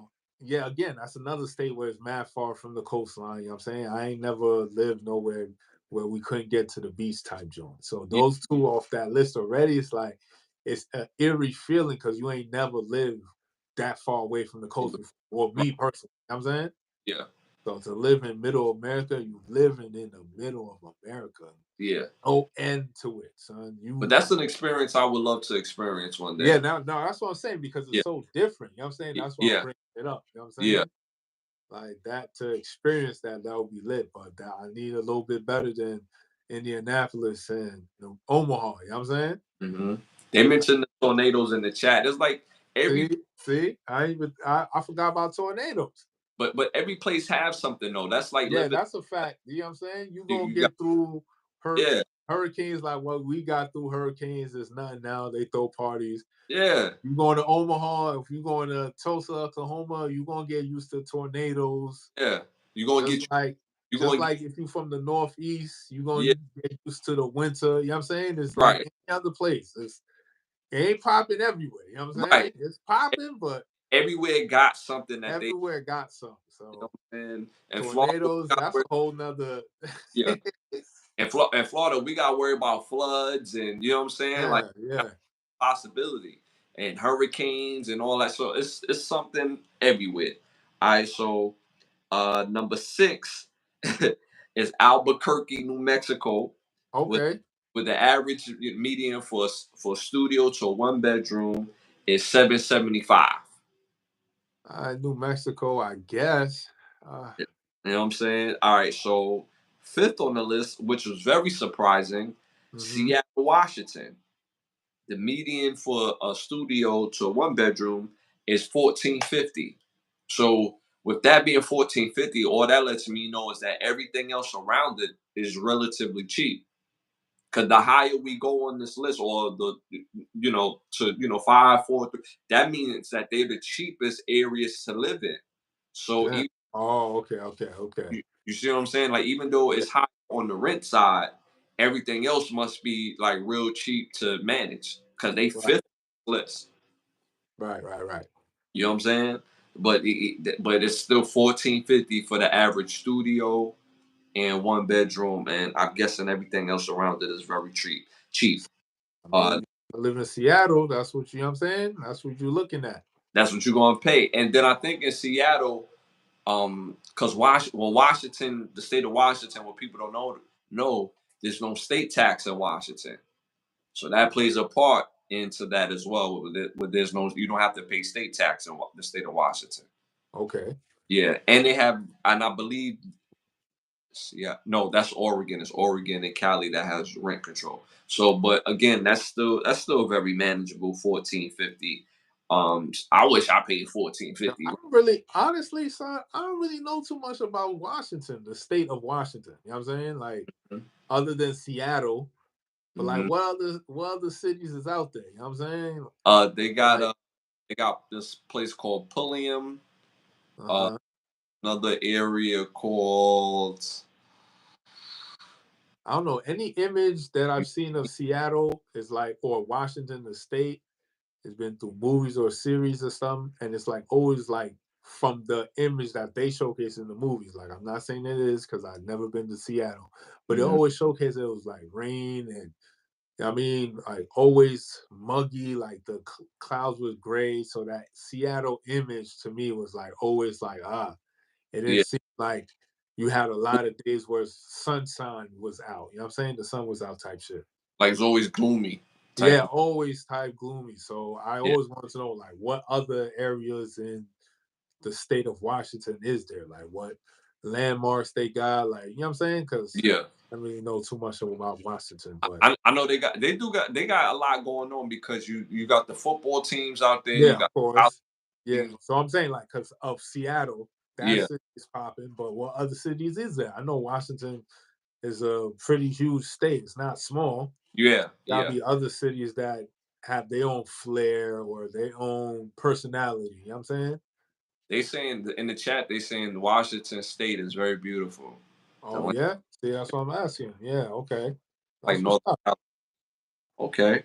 All right. Yeah. So Nice. they're fifth on the list, which is Seattle, Washington. All right. Fourth on the list is Columbus, Ohio. And the average median for a studio to 1 bedroom is $849 a month. All right. Number 3 on the list is Colorado Springs. That's surprising because the state of Colorado is expensive. But Colorado Springs in particular, the average median for a studio to 1 bedroom is $910. Minneapolis, Minnesota, because we said Indianapolis, Indiana earlier, but Yeah. Minneapolis, Minnesota. They didn't have the median on Minneapolis, Minnesota, but they was third. No, they were second on this list. They were second, so their stuff could be anywhere from 650 to like 850 or something like that. But they were second on this list. But they saying the total cost of living is very cheap in Minneapolis, Minnesota. And number one on this list with the median rent from studio to a one bedroom apartment is 565 a month. In 2024, okay, this gotta be West Bubble. You know what I'm saying? West Bubble Chuck. It gotta be out there. It's gonna be one of them cities just in them states you just never even think Think to to even bring up in any type of conversation. So I know it's gonna be some wild place. Right? So in the chat, they asking what's the list? Best ideal place to live? No, it's the actual top 10 cheapest place to live in 2024. Okay. Um, so number one, coming in again with the median rent for studio to one bedroom at 565 a month is Wichita, Kansas. See what I'm talking?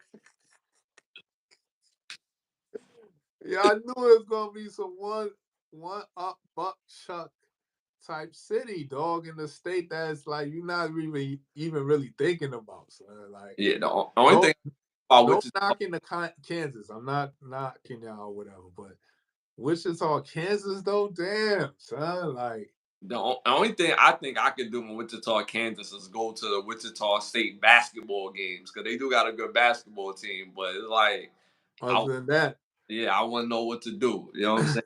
But well, 565 a month. yeah, that's we're Yeah. gonna figure something out. You know what I'm saying? Like, ain't nobody pulling up to Wichita. Be like, yo, come out here, B. I got it. You know what I'm Yo, saying? it's popping in Wichita, son. Popping. You know what I'm saying? So if the rent is that low for a studio or one bedroom, can you imagine the total cost of living just in the area? Wow. Woo. Be out there living like a king, B. Facts. But then that's the thing. It's like, okay, is Wichita, Kansas bringing in that much money? You know what I'm saying? Right. As far as like having amenities where you having a job that can sustain you and cover the rent, where you're not basically still barely covering the rent because the amount of money that they pay an hour in that Right. city can accommodate for such a cheap rent. We talk about 500 here and 800 there. That's good from where we're standing at in our point of view. But if we're actually living there, working there, and trying to make a living there, I want to see what the medium um what you call salary rate would be. Because if Right. it's 500, it can't be. You're not working 15 an hour in Wichita, Kansas, huh? Yeah. Yeah. Unless you have a specific type of profession. You know what I'm saying? If you just Mhm. work in a sprint job or you know what I'm saying, like Apple store job, you know what I'm saying? It Yeah. can be it no way can it be like no more than 15. I doubt it. That's high. I really seriously doubt it. But who knows? Wichita, Kansas could be lit, son. If you got a lit job in Wichita, Kansas, like you popping. That's all I gotta say. If you doing something, I'm pretty sure they have plenty of jobs that you could make 50 to 80 grand a year, which is pretty significant in the area like that. I'm pretty sure they have a place and a space for people that is doing it, but the average person, like you said, is probably going according to the rent or whatever the case may be, but that's still 565 a month. You know what I'm saying? That's not bad, folks. You said again the tier was studio to one bedroom. Yeah, yeah. They ask in the chat, what's the population there? I didn't dive that deep into each population because of the list in itself is it's 10 and we cover so many different subjects. But that's the only reason why I didn't dive into the population rate in each city and area. All right, moving on. That was fun. I thought that was fun again. So to recap real quick, the 10 cheapest place to live in the US in 2024 is 10 Omaha, Nebraska, number 9 Austin, Texas, number 8 Indianapolis, Indiana, number 7 Tulsa, Oklahoma, number 6 Albuquerque, New Mexico, number 5 Seattle, Washington, number 4, Columbus, Ohio. Number 3, Colorado Springs, Colorado. Number 2, Minneapolis, Minnesota. And number 1, Wichita, Kansas. Hmm. All right. Very So, interesting list. Very interesting list. yes.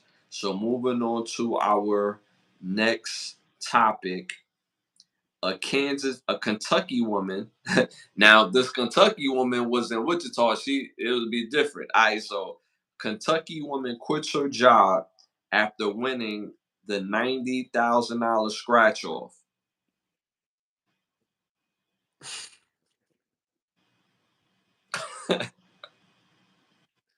Why she do that? Oh man, like she could have just, you know what I'm saying? You said it's Kentucky? It's in Kentucky. Now, she was in Wichita, Kansas. We just talked about, you know what I'm saying? Right, yeah, you would be up. It'll make sense. She'll go crazy, you know what I'm saying? Go wild, go crazy, you know what I'm saying? But yeah, so she quit a job.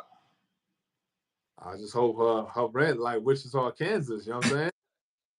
I could hold you down for like a good year or two real quick. You just pay Mm-hmm. that for 2 years and find something else, you know what I'm saying? Because you quitting your job, that ain't gonna sustain you forever. Mm-hmm. Keep you afloat for a bit, but you know what I'm saying? Get you another job, son. Find you something else. Find you a little bit something better. But you know what's interesting? Us as a cultured community, we view big checks as a sign of relief. So I don't fault her for quitting her job to give her like a refresh. You know what I'm saying? And that because with 90 grand, even though it's not life changing money, but it changes the moment. Right, That's let's keep it a buck. So if you say, all right, I got $90,000, I'm gonna quit my job. I'm gonna give myself a month to just relax, get my mind right. I'm not gonna lift a finger. I'm not gonna work. This is my me time. Not go crazy shopping, not go, go bust it up over here, not go buy a whole bunch of Louis Vuitton. No. This is peace of mind money. Take right, the beat down, relax and let your mind be free. You know what I'm saying? And then within a month time, or maybe even 2 at the max, go find you a job that you really want to do.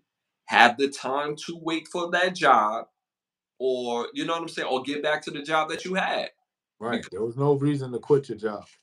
Like you said, take a month off, Mhm, come back refreshed, and you know what I'm saying? You got at least a good cushion to build up off to, mhm. you know what I mean, save for the future type shit. And I'm pretty sure if you work on a job, this doesn't happen every day. You go on there and tell your boss, like, yo, I just won a 90 grand. So it's either you fire me or you give me some time off. Yo, what's the tax on 90 grand on a lotto? That's uh about 14, about Damn, 14, 15. damn. Yeah, 15 yeah, off the lotto that somebody else won. Damn. So you're not even really getting 90 for real. yeah. Because on 100 they want 20, on 50 they want 10. So that's the scale. That's the scale. So on 90, they gonna want about 15. Well, it's Kentucky, so she might get away with 14 and have to pay like a maybe less than a 1% when tax time come around, because it really depends on how she want to pay it, whether she want to pay it up front, or takes, do 10% up front and do another 10% during tax time, or do 20% up front and do a 1%, because if she do it that way she could get a refund, you know what I'm saying? But most people gonna be like, nah, tax me at the end, and they gonna want their full 20%, you know what I'm saying? So Oh, okay. yeah. Or if she was really smart, she would get taxed up front, put the rest in the IRA account, so that way she don't get taxed twice. All right, don't tell these people I told y'all this. All right, you know what I'm saying? You know what I'm saying? So that's what she should do. All right, so moving on to our next topic. Former bad boy artist G Dep was released from prison after serving 13 years for murder. Glad he came home. You know what I'm saying? That's a release. That's 13 long years. You know what I'm saying? So 13 long, long, yeah, long, yeah, long, long, long facts.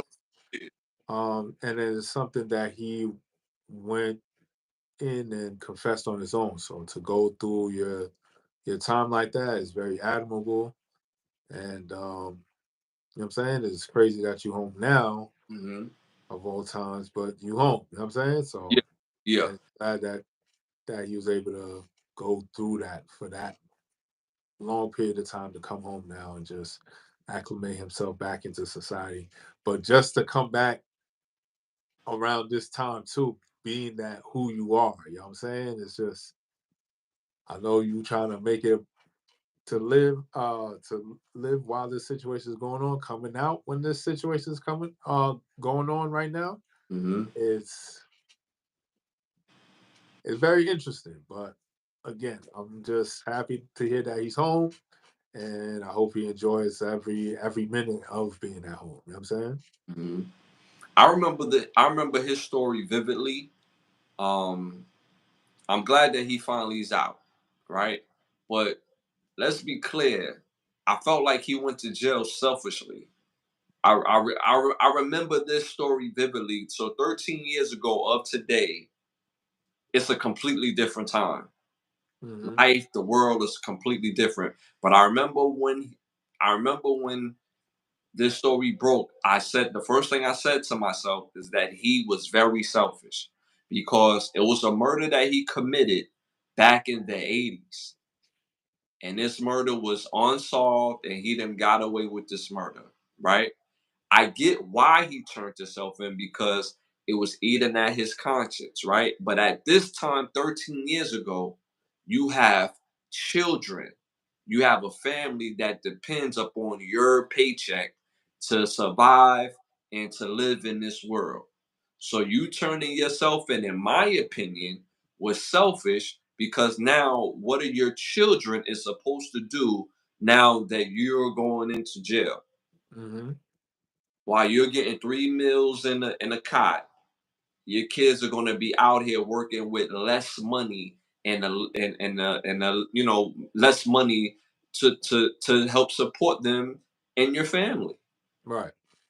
A lot can happen in 13 years.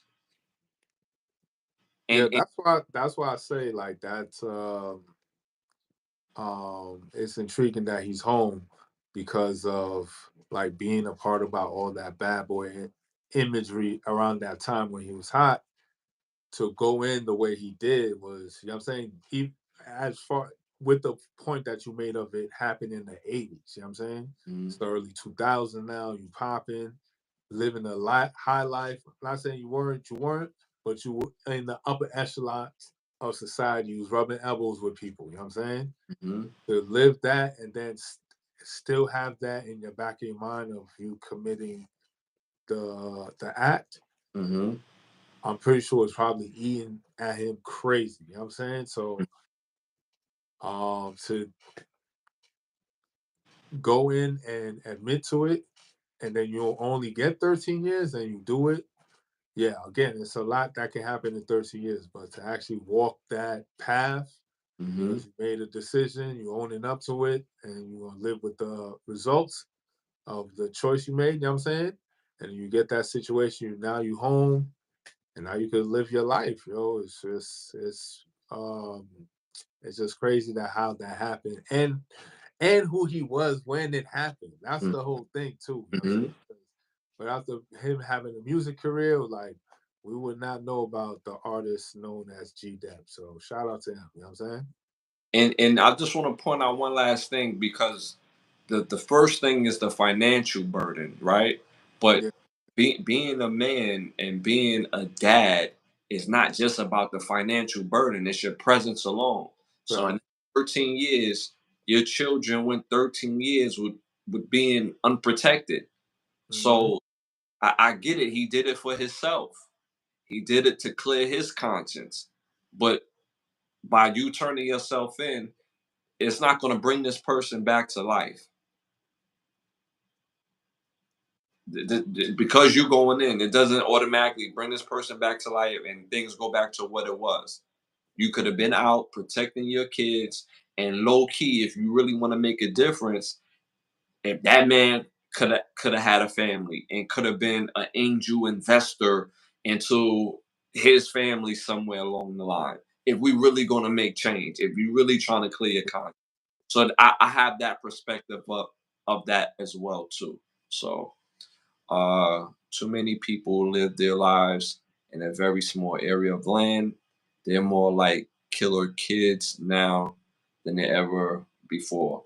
I don't think there's more killer kids than there ever was before. I honestly, it was actually crazier back then, but because we got social media, it's highlighted more now. Like being in certain neighborhoods, we had bona fide killers walking around, but um because of social media it's so galvanized that you got kids in high school walking around with tech nines and things of that nature, and they just doing it just to do it. Mm-hmm. Back then people was carrying nines and six shooter snub nose out of like real live protection, out of real gang activity.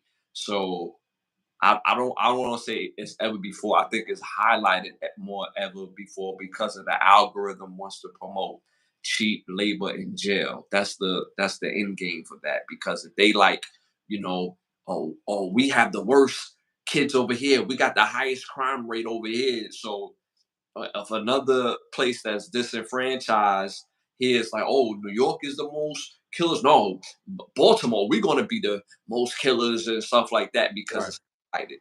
You know what I'm saying? The California here, then that now we all competing for the wrong thing. So that's why I say that because of the use of social media. All right, moving on to our next topic. Okay, this is crazy. Woman born with two cervix have two boyfriends. They don't know each other, but she says it's cool because each boyfriend smashes a different hole, so she's not cheating. First of all, Disgusting. that's just wild. Second of all, that mindset to come to that conclusion and logic is just insane to me. You know what I'm saying? Hmm.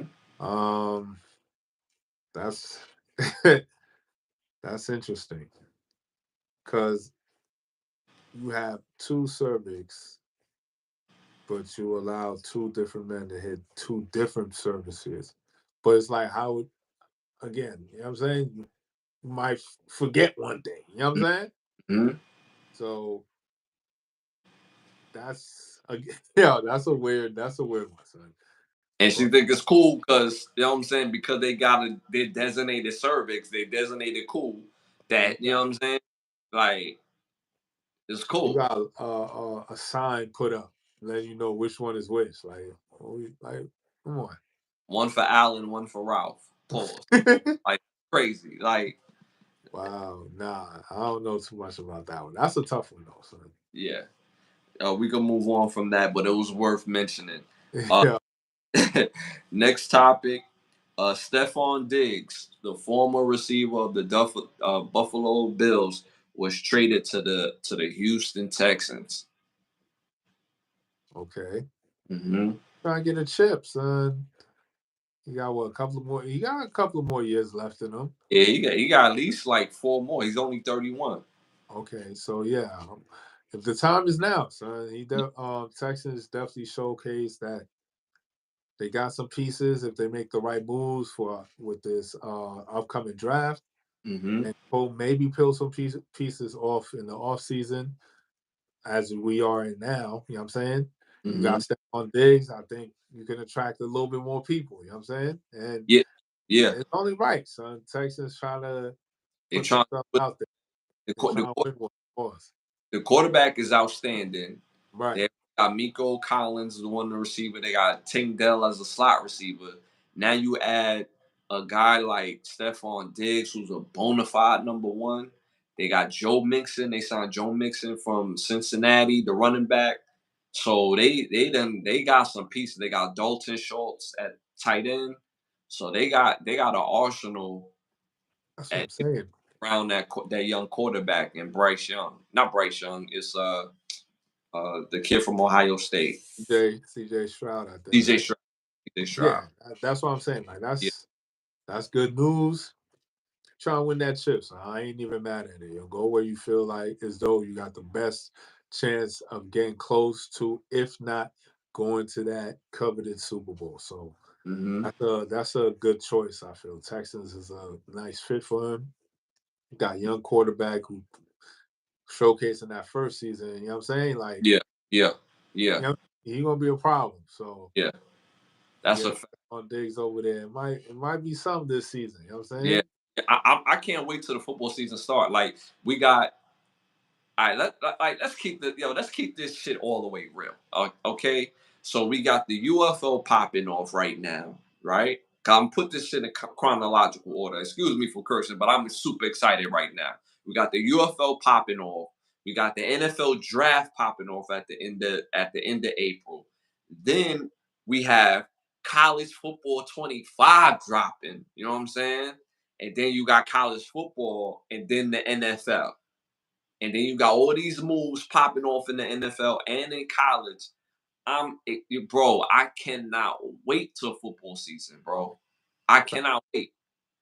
I'm super That's a fact. excited for football season. Yeah, no, that's a fact. A lot of trades been made, so it's gonna be intriguing to see how the season starts off, son. And then with the new setup with the kickoff on top of that, you know what I'm saying? Mm-hmm. So it's gonna be interesting, yo. That new Football kid about to gonna be be lit. popping. That's gonna be popping. That's gonna change a lot of bets. Like that bet is Yeah, going. yeah, that's a fact. Yeah.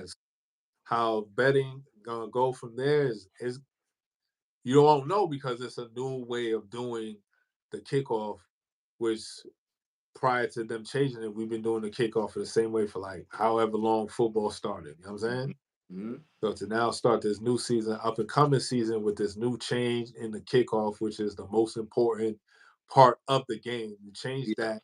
You got a whole bunch of players in different leagues, in different teams, and I'm talking about top tier players. So Mm-hmm. Mm-hmm. you know what I'm saying? So again, it's gonna be intriguing for the upcoming season. So I Yeah. want to see that. And Stephon Diggs too. He's a great receiver, and I think he's going to help change their fortunes on Houston because Houston was great without him. They're going to be even more potent with him. Pause. And I can't wait to see this. Also, I can't wait for the whole football season to kick off. All the stuff that I just named before, it's going to be crazy. So I can't wait to see it. Going back real quick to the girl with two cervix, it's worth mentioning. They said you are not the father. So that little part right there was worth mentioning. They said that in chat, Rowan Jack. You are not the father. All right, going back to Stephon Diggs. So again, I can't wait. And then there was a lot of stuff going on in Buffalo because they we all know that he was a very important piece to the growth of their quarterback. You know what I'm saying? Uh, so and the the Buffalo Bills organization don't feel like he was an important piece to, you know, the quarterback, the dissension of the quarterback. So Mhm. they're gonna learn because they lost basically all their top receivers. Um, and we're gonna see what Mr. Josh could do, the Buffalo quarterback. So we will see, but it's very exciting. Very exciting. I don't know if he could do how Mahomes do. You know what I'm saying? But y'all don't know. I'm a Chiefs man. You know what I'm saying? We haven't had a number one receiver since Tyreek Hill left. We haven't even had a number two receiver. We've been working with receiver 3, 4s, and 5s. Super Bowls. You know what I'm saying? So we want to see what Mr. Josh could do. You know what I'm saying? All right, moving forward to the next subject on Time to Rap. All right.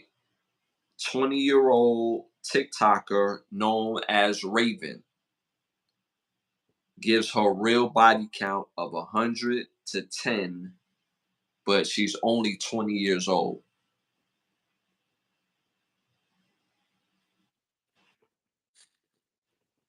That's insane. Damn. Yeah, that's a tough one, son. 20. You said she just turned 20? She's 20 years old and she has 110 as her body count. Mm-hmm. Yeah, that's pretty hard to grasp and take in as and being at such a young age because you have a lot of life left. You know what I'm saying? There's a Yeah, lot of living, there's a lot of learning and growing as you go on, and it's like going into that long journey with that many bodies is crazy, son. they said send her to Turkey. Yo, For those who don't know, we talked about Turkey in previous episodes, and there's a reason why they say send her to Turkey. yeah, Uh, that's that's um, that's that's cap. There's no way that's true.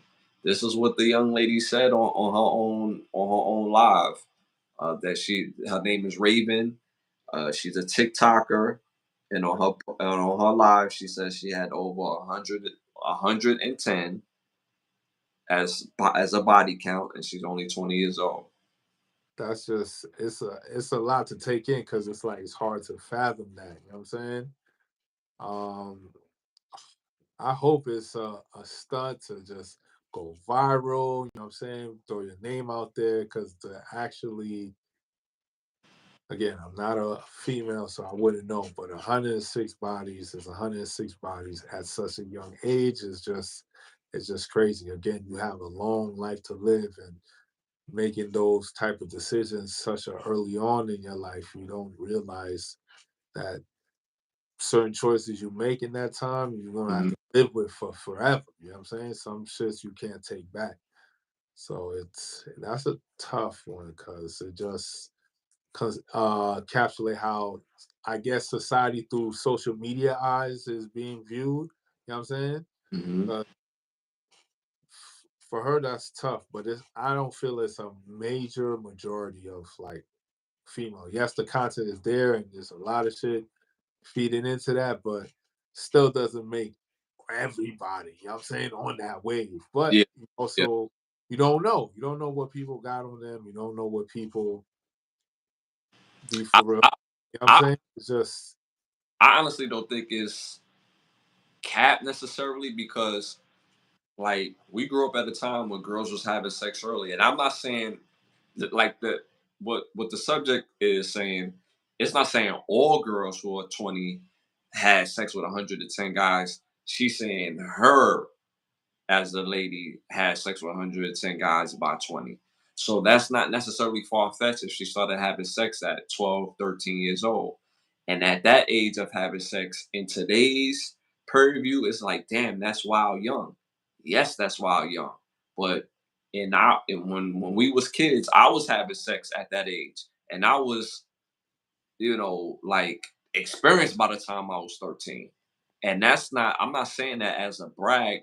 That lets you know how over sexualized the upbringing was. Like the stuff that we watched was over sexualized. So that's what was always on our mind. There was always a lot of sex going on. If you look at a lot of stuff that we was watching in the 90s, and again, we was young kids having no business watching the stuff that we're watching, but we was watching, and then when we was going to school, you know what I'm saying? It was getting it popping, and this is a very real thing. I remember having a conversation with my brother when I was 12 years old, and he like, "Yo, you be having sex for real?" And I was like, "Yeah," and he'd be like, "Yo." Like, what's up with these girls? Like, where their parents at? I'm 12 years old. Like, I don't care about their. I'm 12, nigga. Like, you asking the wrong person where their parents at. Like, I'm 12, they 12. Like, you know what I'm saying? Like, I don't care. I'm trying to be like you. So, is to me, it's not far fetched. Um, to say all girls or majority of the girls is having sex with that many people, that's obviously cap because every girl's relationship, home life is different. You know what I'm saying? So it's not far fetched. It's not far fetched. Um, she could be telling her truth, or she can be saying it just to try to go viral. But it's just crazy if she's saying that to go viral. That takes on a whole nother subject where people are willing to humiliate themselves just to go viral. So Mhm. that takes on a completely different conversation, in my opinion. Nah, facts. And even saying it is still like a whole nother thought process too, because you're saying something that maybe you shouldn't really like put out there like that. You might want to keep that to yourself type of shit. You know what I'm saying? Hmm. Now it's out, and if it's true, it's like, you know what I'm saying? It's 110 bodies. Like, That's a lot. That's a there's that's a no lot. way like really around that. You know what I'm saying? That's why I was like hoping it could be sensationalized for views, but of course that's a different type of mindset to actually really take that all in like, at such a young age again. By Mhm. that time, you know what I'm saying? To have that many. A lot of girls in the hood has a lot of bodies because again, we talking about if we saying that the average girl from the hood is having sex at 12, 13 years old and it's getting it popping in the in the basement of the apartment complex or the laundry room in the apartment complex. So she's been having sex from 13 to 20, and let's say that number is about 7 guys a year. That is a lot. Then them numbers add up. That's off the top of my head. 7 years. I mean, nine. No, from 13 to 20. 7 years. Let's say she had sex with 9 guys. That's 63 guys. That, So that's a lot right there, but 110 though, you know what I'm saying? yeah, that's still crazy. That's That's crazy. what I'm saying.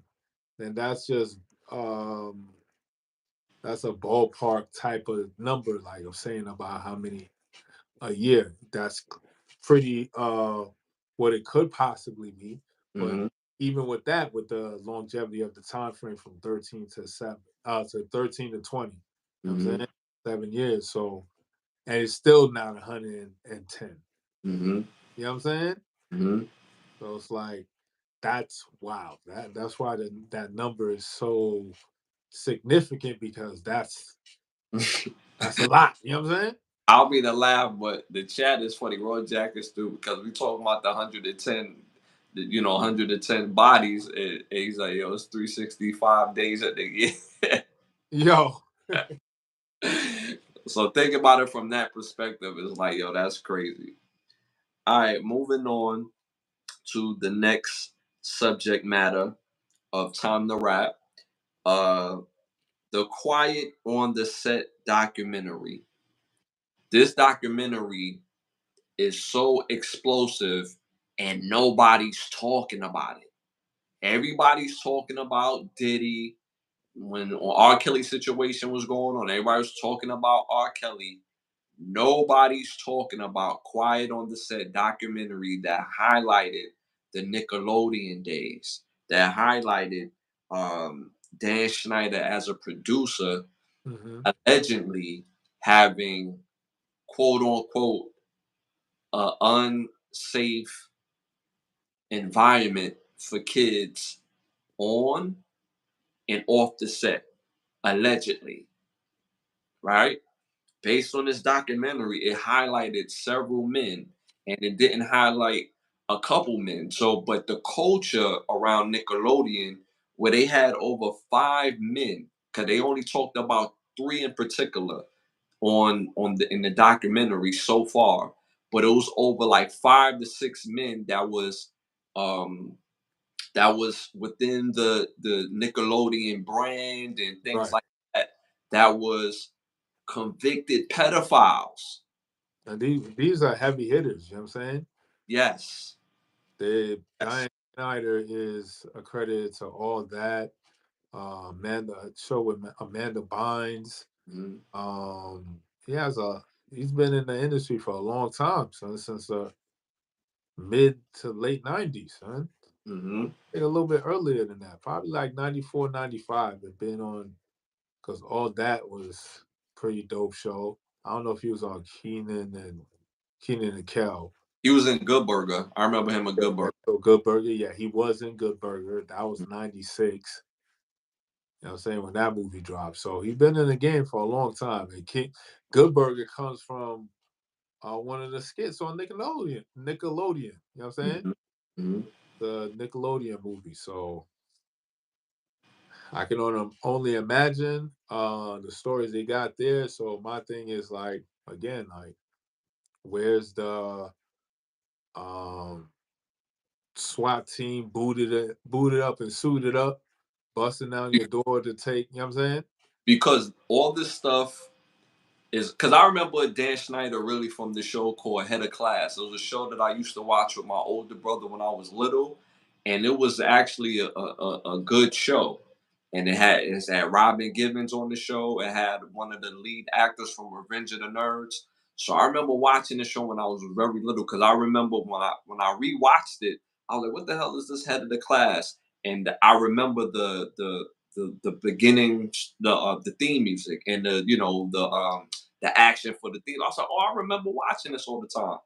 And it was one particular episode where he joked on everybody in the class, and Hmm. all the jokes was wild offensive, but he thought it was the funniest thing. So it's funny how he wrote those jokes on the show. You know Right, what I mean?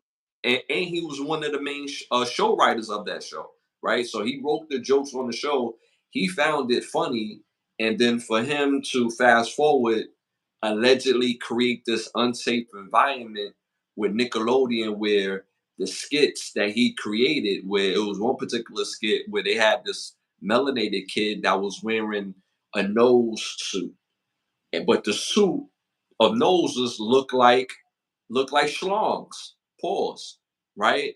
And then as a nose, at some point you gotta sneeze. So right, when he sneezed, it looked like what? right. You know what I'm saying? The juice coming out the schlong. Pause. So and then the kid has on like this bodysuit where he said that it shows his business, and that made him feel uncomfortable. But again, it was like something that was a thing as well. He had a guy who was one of that was highlighted, Brian Peck, where he was the pickle man, and he's walking around with tons of pickles. And they not like the ordinary pickle paws where you go to the store, whatever, whatever. These are like you know, lengthy pickles. And he's shoving pickles through the door. He's like, man, one dude was locked in the room. He was like, man, I'm sure hungry. And the door was locked, but the thing was open, the hole. Right. Pickle man walked through. He was like, takes the pickle and put it through the hole. Like, Yeah.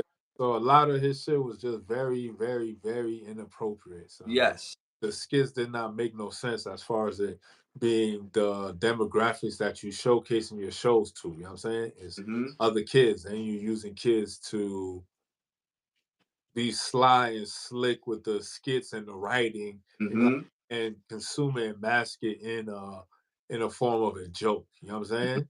Mm-hmm. And again, we were young watching this, so we didn't really see the innuendos or really quite understand them as much, but a lot of them were slightly blatant, you know what I'm saying? If you go Mm-hmm. back and look at all shows like All That and all that. So again, he was the person that was really on scene. He was the man. It was Dan Schneider, you know what I'm No, saying? right. Meet up with him, you gonna get on a show, get your little shine, and then piggyback, create your own show. Right. You know what I'm saying? But see, the culture was so thick, pause, that allegedly he said he was just trying to create an atmosphere for kids. So, and it was quite funny that all the young girls that was like kind of like stars, they all had like somewhere along their show, they was eating their foot or licking their own toes or something like that. Or Ariana Grande had a scene where she squeezed water out of a potato and she's Like upside, wild shit. yeah, like upside down, throwing water on her face, and you know what I'm saying. It's like, yo, why have all these innuendos on the kid show? You're not running Playboy at night. This is Nickelodeon. You know what I'm saying? So all this stuff was in plain sight of these shows. And So apparently all his shit is alleged because ain't he on the I didn't watch it yet, but I've seen the trailer to it. But isn't he like on the show himself? Like he gets to be asked questions. I mean, and he on the documentary as well? Dan Schneider or like no, it's he's just not. He what he every time they had said something that that they felt that he did, they had like he basically answered the question like he says he didn't do that and blah blah blah blah blah. So they put that into like word form. mm, okay. So and then like all the stuff with the slime, they mentioned it in the chat where all these slimy stuff where Yeah, I remember. all these innuendos of Yeah. like, you know what I'm saying? You got young girls in the pool with him with their bikinis on. They rubbing his hair. They feeding him grapes and like, what grown man is doing all that like with kids? You know what I'm saying? Most grown men don't even want to be around kids. But if your job is to be around kids, you would think that it would be about kid stuff, and being slimy is not necessarily about being a kid. You know what I'm saying? Like if you guys remember the show Wonder Years, that was about being a kid because it showed different things about growing up. And the stuff that allegedly they saying that he was putting on the show is so overtly in our face, and he created that culture. So one of the guys name was Brian Peck. He was actually arrested on 11 charges of child sexual abuse in 2003 for the with the actor Drake.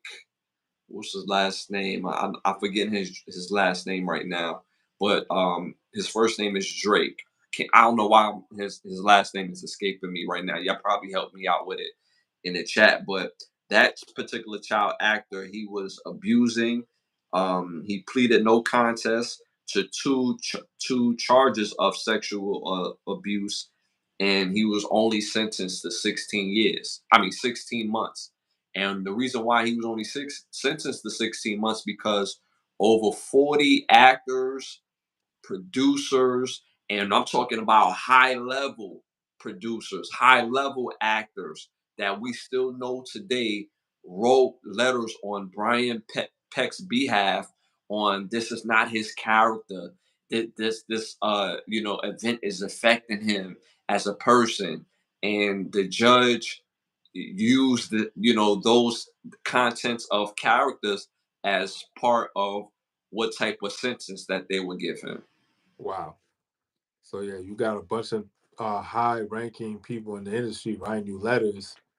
You gonna think differently about somebody, you know what I'm saying? Mhm. Mhm. Even though And Drake Bell. Drake Bell. My bad. Yeah, Drake Bell. yeah. Mhm. So even though what the action that you're doing is horrific, Mhm. but because you're in a certain position, it's fine, I guess. You know what I'm saying? So yeah, I'm definitely gonna tap into to the series. I mean, to the documentary because I want to see like that's the time frame we was growing up in watching these shows, and I'm pretty sure they're gonna showcase scenes from the shows to be like, oh, this was obscene. This another Yeah. evidence of just come on. There's no other way to take this scene for other than what he's there showcasing it as it being. You know what I'm saying? Yeah. And So then on top of that, which was very uh telling, is that he has like some sort of like room in his house that's dedicated to Planet of the Apes, and then in the middle of the room, there's a big picture of a clown, which happened to be one of the most murderous rapists of all time. Was Wayne Gacy, Wayne Gacy, the murderer that used to dress as a clown, go to kids' parties. He killed over like 30 boys and men and buried them under his house. And he has this big picture of him autographed, and just hey, thank you for being my friend, and has several letters, over like 20 something letters, going back and forth with this gentleman. I don't even call him a gentleman, with this murderer rapist of kids. What would you have in common with somebody like that? Like you see what I'm saying? Like, my favorite athlete growing up was Deion Sanders, Stephon Marbury, Grant Hill. God forbid if they was arrested, I will write them letters just saying like, "Yo, you was I looked up to you as a player. I respect you as a player. I hope you get through your bid, but I'm not writing them any letters if they're raping kids, if they Right. kill kids." You see what I'm saying? So what would you have in common with somebody who rape and kill kids? What could there possibly be a subject matter that y'all could talk about? So like, Yeah, there's nothing. You know what I'm saying? yeah. So that to even be in your home, and it's the culture really, because like you can feel so blatant to just have that out. Hmm. It's not something that you hide in behind the cupboard or putting it in a different room. It's something that you have blatantly out. Just So, it's too much evidence for the feds not to know nothing. DEA don't know nothing. DEA know where to be found type shit so, because so, so just his, look at so it. his the picture was in the Planet of the Apes room. These letters was on his nightstand. See what I'm saying? So if you take somebody like that in and you start questioning them in after a couple of hours, they might crack. You know what I'm saying? So Hmm. there's a lot of probable cause to go in and raid and just find out what's really going on. No, he had a picture. I'm answering this in the chat. He had a picture of him, and he sent the picture to Wayne Gacy in jail. And Wayne Gacy wrote him back in the picture, said, "Hey, thank you for being my friend. Much love." Like one of those type of responses. Mhm. So, like, Again, though, you know what I'm like, saying? what would you? Why would you want his autograph? You know what I'm If it wasn't for that, the reason that he was in jail for the things that he did, and Correct. did something else, would you Right. still be writing this person? You know what I'm saying? Because Correct. it's John Wayne Gacy. Right. You know what I'm saying? So if Right. you take away what he actually did to go to jail, take that away, then what else? What else are you left with? Right. If he's writing John Wayne Gacy because he's a dope clown and he went to jail on tax invasion, then I can see you writing the letters. You know what I'm saying? You was such a dope clown that I just want to show you some love, bro. You know what I'm saying? Pause. But if he raping, murdering kids, I ain't got nothing to talk about. Ain't got nothing to talk about. You know what I'm saying? All right, so that was just one of the guys that they highlighted. Another guy that they highlighted was another guy named Jason Handy. They found over 10,000 child pornography photos of SA with two different kids, and he confessed it to admitting to being a pedophile, and he received only 6 years in jail. He worked on Cousin Skeeter, and he worked on Amanda Show, where he was a production assistant, where he brought the kids from the back to the to the set, and then the kids where he found his lane, the kids that wasn't popping, you're like, "Yo, give me a number because I'm always on set. When I hear something, I can hit you up." You know what I'm saying? So, like, I like the way how you be in the background. So based on you being in the background, I could judge your background talent. And because you're in the background, I could tell you could work as a star on another show, but I'm the production assistant. You see what I'm saying? He Right. found the thing. And he got all this stuff and only got 6 years. So here's what's crazy on top of that. So he did 6 years, right? He gets out after his 6 years. Then in 2014 was arrested again for 3 different counts of what they call indecent liberties with the child. So now he's in jail until 2038. Good riddance. Oh, that's a fact. They finally got him. So yeah, that again, that to have those type of people in that position of power at that time with their type of backgrounds and the stuff that they into is just one maybe, but a couple is just We talking about at least 5. that's a lot, son. And they describe Jason Handy in particular, the boy next door, the nice guy, the guy that always went the extra mile to make sure that the kids was good and safe. That's the one. That's the one that's now flipped the script on you. There was one mother that said because he was supposed to be looking out for her daughter, she was doing the background stuff in the Amanda show. So he got her email. Oh, okay, cool. A grown man with a kid's email. You should be emailing the parent. So the mother lets it rock. So the little girl runs by crying. So she's like, "What are you crying about?" Jason sent me a photo of him butt naked with the meat out, pause, saying, "I just want to show you that I was thinking about you." And he gets sick. This So we talking about to a young female actress on the show. correct. And she Technically. worked the background. That's what I'm saying. He found his lane on the background actress, so he got their names and be like, "Yo, because I'm on set, you know what I'm saying? I could put you Yeah, I on." could put you on. Yeah, yeah. You see what I'm saying? Straight monster, straight monster. Next dude, Ezra Channel, a freelance assistant convicted of molesting 2 young children and only got 6 years. And he's doing this on set. He's bringing kids on set to molest. Yeah, it's a culture for sure. There's too many people in the pot not to know nothing. So Not to know nothing. And these are not alleged. I'm reading what happened. Marty Weiss is a talent manager for Nickelodeon. He was convicted on lewd acts with a 12-year old boy, and the 12-year-old boy said he did stuff to him over 30 to 40 times in a span of 3 years. And this just started when he was 12 years old. mhm. And he only served less than 6 months in jail. On the set. On On the set, son. You feel what I'm saying? Right. Less than 6 months. Less than 6 months.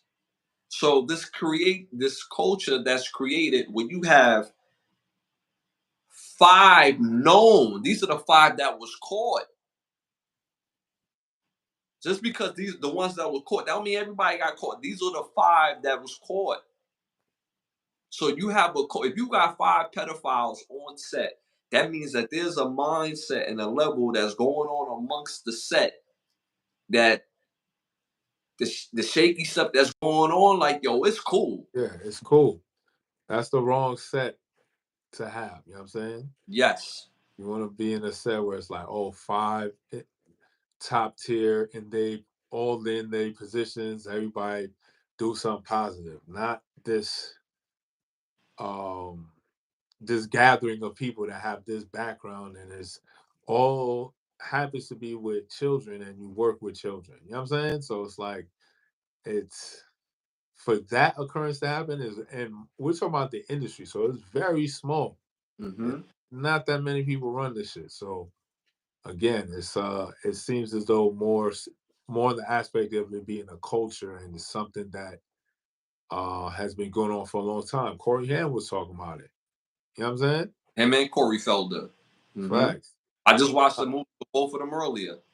Now Hmm. I could say I'm bugging, but and this could be a reach, but is that why Amanda Bynes had those occurrences? You know what I'm saying? Because of All right, what you're telling from the DVD, the documentary, that this quote unquote is alleged, but based on these people's background, is very highly likely. You know what I'm saying? So if we're saying that, and we know Amanda Bynes was part in a couple of different shows, you know what I'm saying? I remember her all that, and then she had her own show after that. You know what I'm saying? Mhm. And Is you that you trauma from all those years of, you know what I'm saying? but it's not just her, it's Right. That's yo, one that's just one example right. of us seeing. Why I mentioned that is because we saw the breakdown, and then when that was happening, we didn't understand why that breakdown was occurring. So Mhm. through the media lens, they just spun it as, oh, she bugging out, she tripping, right? Mhm.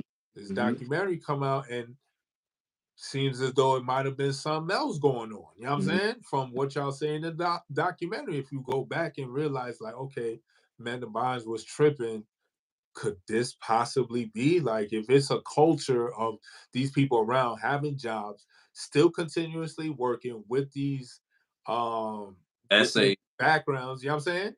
Mhm. It's not far-fetched now. It's not a reach now. You know what I'm saying? And then It's some all within grasp. And then some of the stuff was caught on tape. Like going back to the Brian Peck dude, there was this video footage of Leonardo DiCaprio when he was a child actor, where he's helping him with his lines because he's a dialect coach. He's helping him with his lines and he's helping him with his costume. And the way he's touching and rubbing his elbow ever so slightly, you could tell it was on some, you know what I'm saying? Like that's the type of time he was on. They caught this on tape. They caught this on tape. And I'm pretty sure that was by accident. You know what I'm saying? That wasn't definitely Right. intentional. You know what I'm Yeah, saying? they didn't catch it on purpose. They caught that. Right. Because it's so prevalent in the culture, you Mhm, go to work and you cool. You know what I'm saying? mhm, So whatever you do at work, you're not gonna get slimed.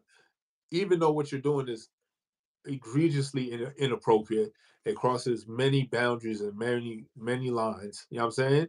mhm, But again, it's back to the culture being bred that you feel as though you can do that. mhm, You know what I'm saying? And mhm, I was probably doing it for a long time. So it's mhm. like we're not getting the same energy behind the resolution of this matter. If y'all could just come up with a documentary, okay, that's cool. There should be heads rolling. You know what I'm saying? And then to again to the same dude, and you got people that are monsters that work so crazy. So Drake Bell's father was his original manager. This was worth mentioning. He was his original manager. In the very beginning, he said, "Yo, I don't like this guy. This guy is real. I don't like his energy around my son. Stay your ass away from my son."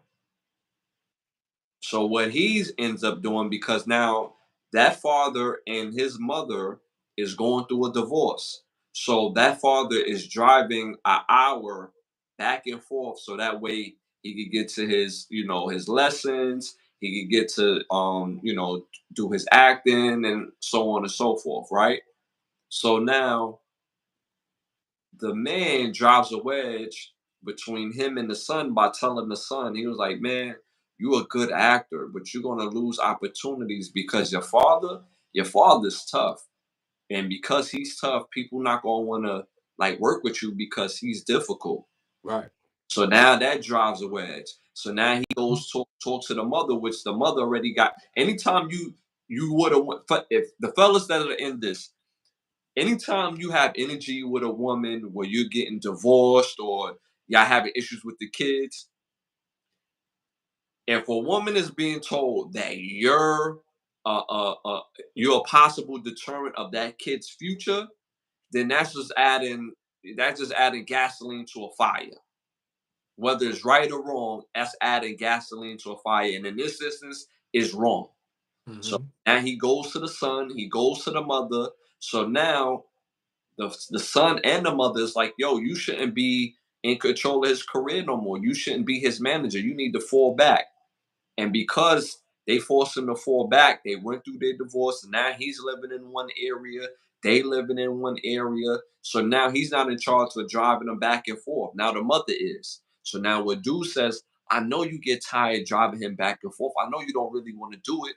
I'm already in the area. Just have him spend the night with me.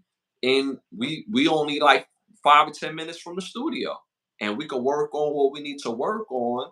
And you won't have to worry about nothing. That's such an easy finesse that, again, if the father was there, it would have been. Isn't if that conversation wouldn't even happen. You know what I'm saying? So Uh, so fast forward, the son and the father now is estranged. So he calls the dad. He said, look on the news. He looks, he's the father said, they finally caught him, huh? He said, man, I'm glad I got him away from you. So the kid couldn't even, he couldn't, he just want to be cool with his pops. He couldn't find it in him to tell his pops that yeah, he's the reason why he's this guy is caught until right. later on. It happened. It happened to him. You know what I'm Right. saying? And then when he finally told his pops, now imagine what the father emotion is that he couldn't protect his son. That's Even why. though he was doing it in the beginning. Right. So yeah, that's tough, man. And that's how they play. They know how to sink their teeth in the situation to create that separation, where they can manipulate that area, that gray area, for where the separation happens, and then they find their way in. You know what I'm saying? Hmm. So again, they still out and about, living Hmm. and breathing, and everything good, but other people is going down. I'm just saying, if one person does it and it's wrong, then if another person does it, it's also wrong too. You know what I'm saying? Regardless of who's doing it. So it's And then, like when I'm picking and choosing it, it just looks sus. You know what I'm saying? hmm, yeah, I mean, it's saying what can his father do? Them people truckloads of money. Well, in the very beginning, his father was protecting him, right? But because he got removed from management and him and his wife was going through a divorce, he couldn't be around the set because they painted a picture to the son and the mother that he was going to be the deterring factor of the kid getting jobs. Right. And that's helping the family out. So Right. it's easier to go after the woman with this frivolous notion of like, yeah, he could spend the time in my house, so it just saves you from driving. If the man would already seen through that, like, nah, it wouldn't even happen, because ain't Right. no way that man is gonna go to the father and be like, yeah, your kid can stay at my house. And my Yeah, kid can do what? right. Nah. Right. Not happening. That's not happening. And again, I'm not saying but mothers can't do that at all, but when it comes to this type of scenario, again, it's a small window of people in this, where Hmm. you're relying on your child to make money for you because they work in the industry. Right. It's a totally different way of, if you think about it, it's a totally different way of parenting, because your child is making more money than you. Right. So the parent, Basically. how do you conceptualize that, and put it in an area where you could still be the parent even though your child makes more money than you, and to the point where you're depending on your child to continuously make money, because now you're comfortable with a certain type of lifestyle that your child is bringing, i.e., because they're getting booked for more shows and more gigs, right? But if we're saying that the industry is the way it is because it seems like as though it was a culture that, what what was done during those quote unquote casting sessions, and I need you to come to the casting call, and when it gets to the point when the mother is not there, again, it can happen to many other actresses and actors Hmm. coming up that we don't even know about because they didn't make it that far. You know what I'm saying? Because if you're Hmm. living in a culture where you feel as though that it's normal to do these things, anybody is prey and everybody is prey. Hmm. So if that's the case and they're breathing that type of environment, they could have they probably stunt a lot of careers. You know what I'm saying? Hmm. Being of being in that mind state where they feel that that's something that is cool on the Tuesday at 2 o'clock. Yeah. Yeah. So and they asking a question. Would you guys turn a blind eye? Is my question. It's not about turning a blind eye because the father didn't turn a blind eye. It's when you going through things with your personal life, and they use that right the to other finesse the joint. You know what I'm right saying? other person. You because you when you're in a relationship, you dealing with you and somebody else, and the somebody else when they have your child,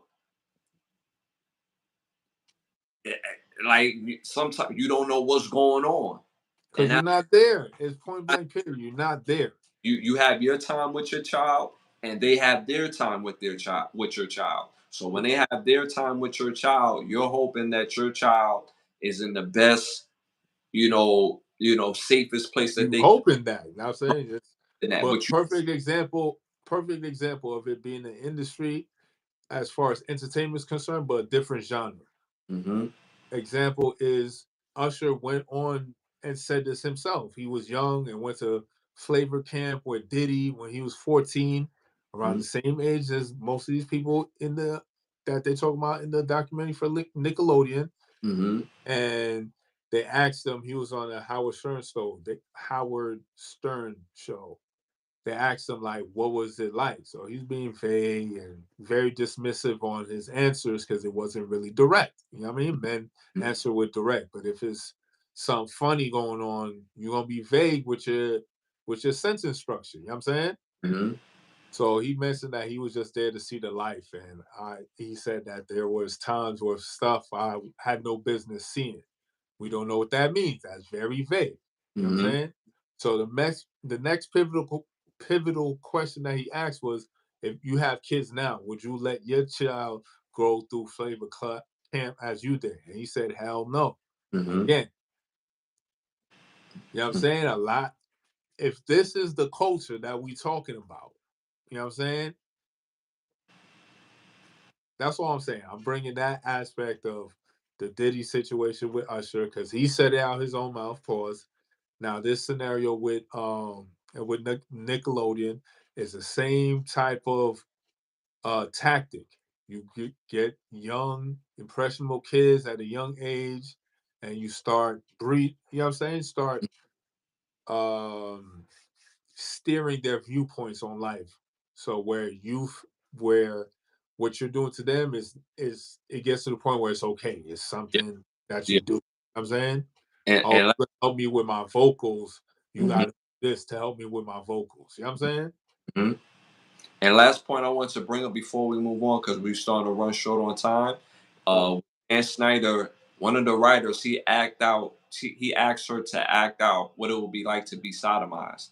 And she had to do this in the writer's room in front of the other writers. That's what I'm talking about. And It's the culture. this is alleged because the the writer said this happened, but Dan Snyder said this never happened. So we have to put alleged on this. So Right. So yeah. the interesting question so dignity over money? Again, I can't make that um I can't answer that for them. All I could go based upon the actions that they say happen. So Mhm. like my bro just said, they asked her in a conference room to act out a vicious scene of something happening to you, Mhm. and you actually do it. So that's a perfect example of the question of dignity over money. Mhm. Wouldn't you now use that and say that, okay, did they choose dignity to do that, or did they choose money? You know Mhm. what I'm saying? Mhm. When you make your own choice, you know what I'm saying? That's the action that they chose. You did it. If you stood on your principle, you would not do it. And who knows what would happen if you defied them, because they felt that they were in positions of power to hold sway over people. So if you said no, most likely you get fired. And this is your dream job, and this is what you want to do. So But again, she was told that in this instance. She was like, I don't really want to do this because this hits home for me because this is something that actually happened to me. And he's like, if you care about your job, right. You know what I'm saying? Again, it's allegedly, dignity over money. Right. allegedly, Allegedly. You know what I'm saying? right. All right, so moving on. This next segment is brought to you by Bravo Section. or you go to bigbravosection.com. Again, bigbravosection.com. Go there right now, book a session with one of the best photographers in the world. If you're in the Miami area, if you're not, still book a session. Fly out. Fly out and hook up your session. So again, that's bigbravosection.com. You got a petty thought for us? You know how we switch it up for petty thoughts? I got a few words off the Black Thought Dictionary. So again, these were random words that I thought would be interesting for this episode. So Rowan Jack asked to look up arbitration. So I got that one for Rowan Jack. So the definition of arbitration is a process of dispute resolution in which a neutral third party renders a decision after hearing at which both parties having an opportunity to be heard. So two parties having an issue in the dispute, they can't figure it out. They hire a neutral party, which would be the arbitration, to hear the points from both sides and then make a ruling off that. So where arbitration is voluntary, it's a choice. You can choose arbitration to help you finalize a deal or get a situation more favorably in your end. This is what you can choose this option. So the disputing party select the arbitrator who has the power to render a binding decision. So after hearing both parts, whatever the arbitrator decides is what goes. Mhm. So again, it's voluntary to choose this scenario, but understand what the end result will be. You say your piece, the other person says their piece. The arbitrator giving this title power can now make a ruling, and whatever that ruling goes, the two parties who came to go meet them, that's what it is. So if you got to go left and you ain't want to go left, you wanted to go right, arbitrator chooses you go left, that's what you got to do. So that's what arbitration means.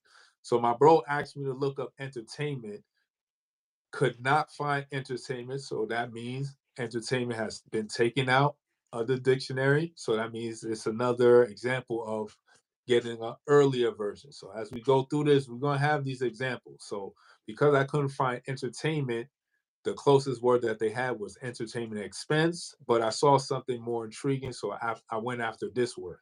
So the definition of this word, the word is entice, right?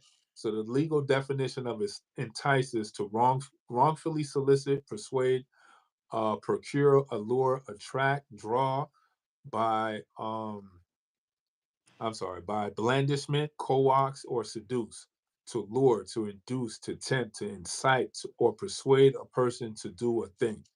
So whatever that thing is, you can entice them. So you was mentioning about um the Nickelodeon documentary. So these men entice these people into certain positions because you could persuade, procure, allure, or attract or draw by blandishment.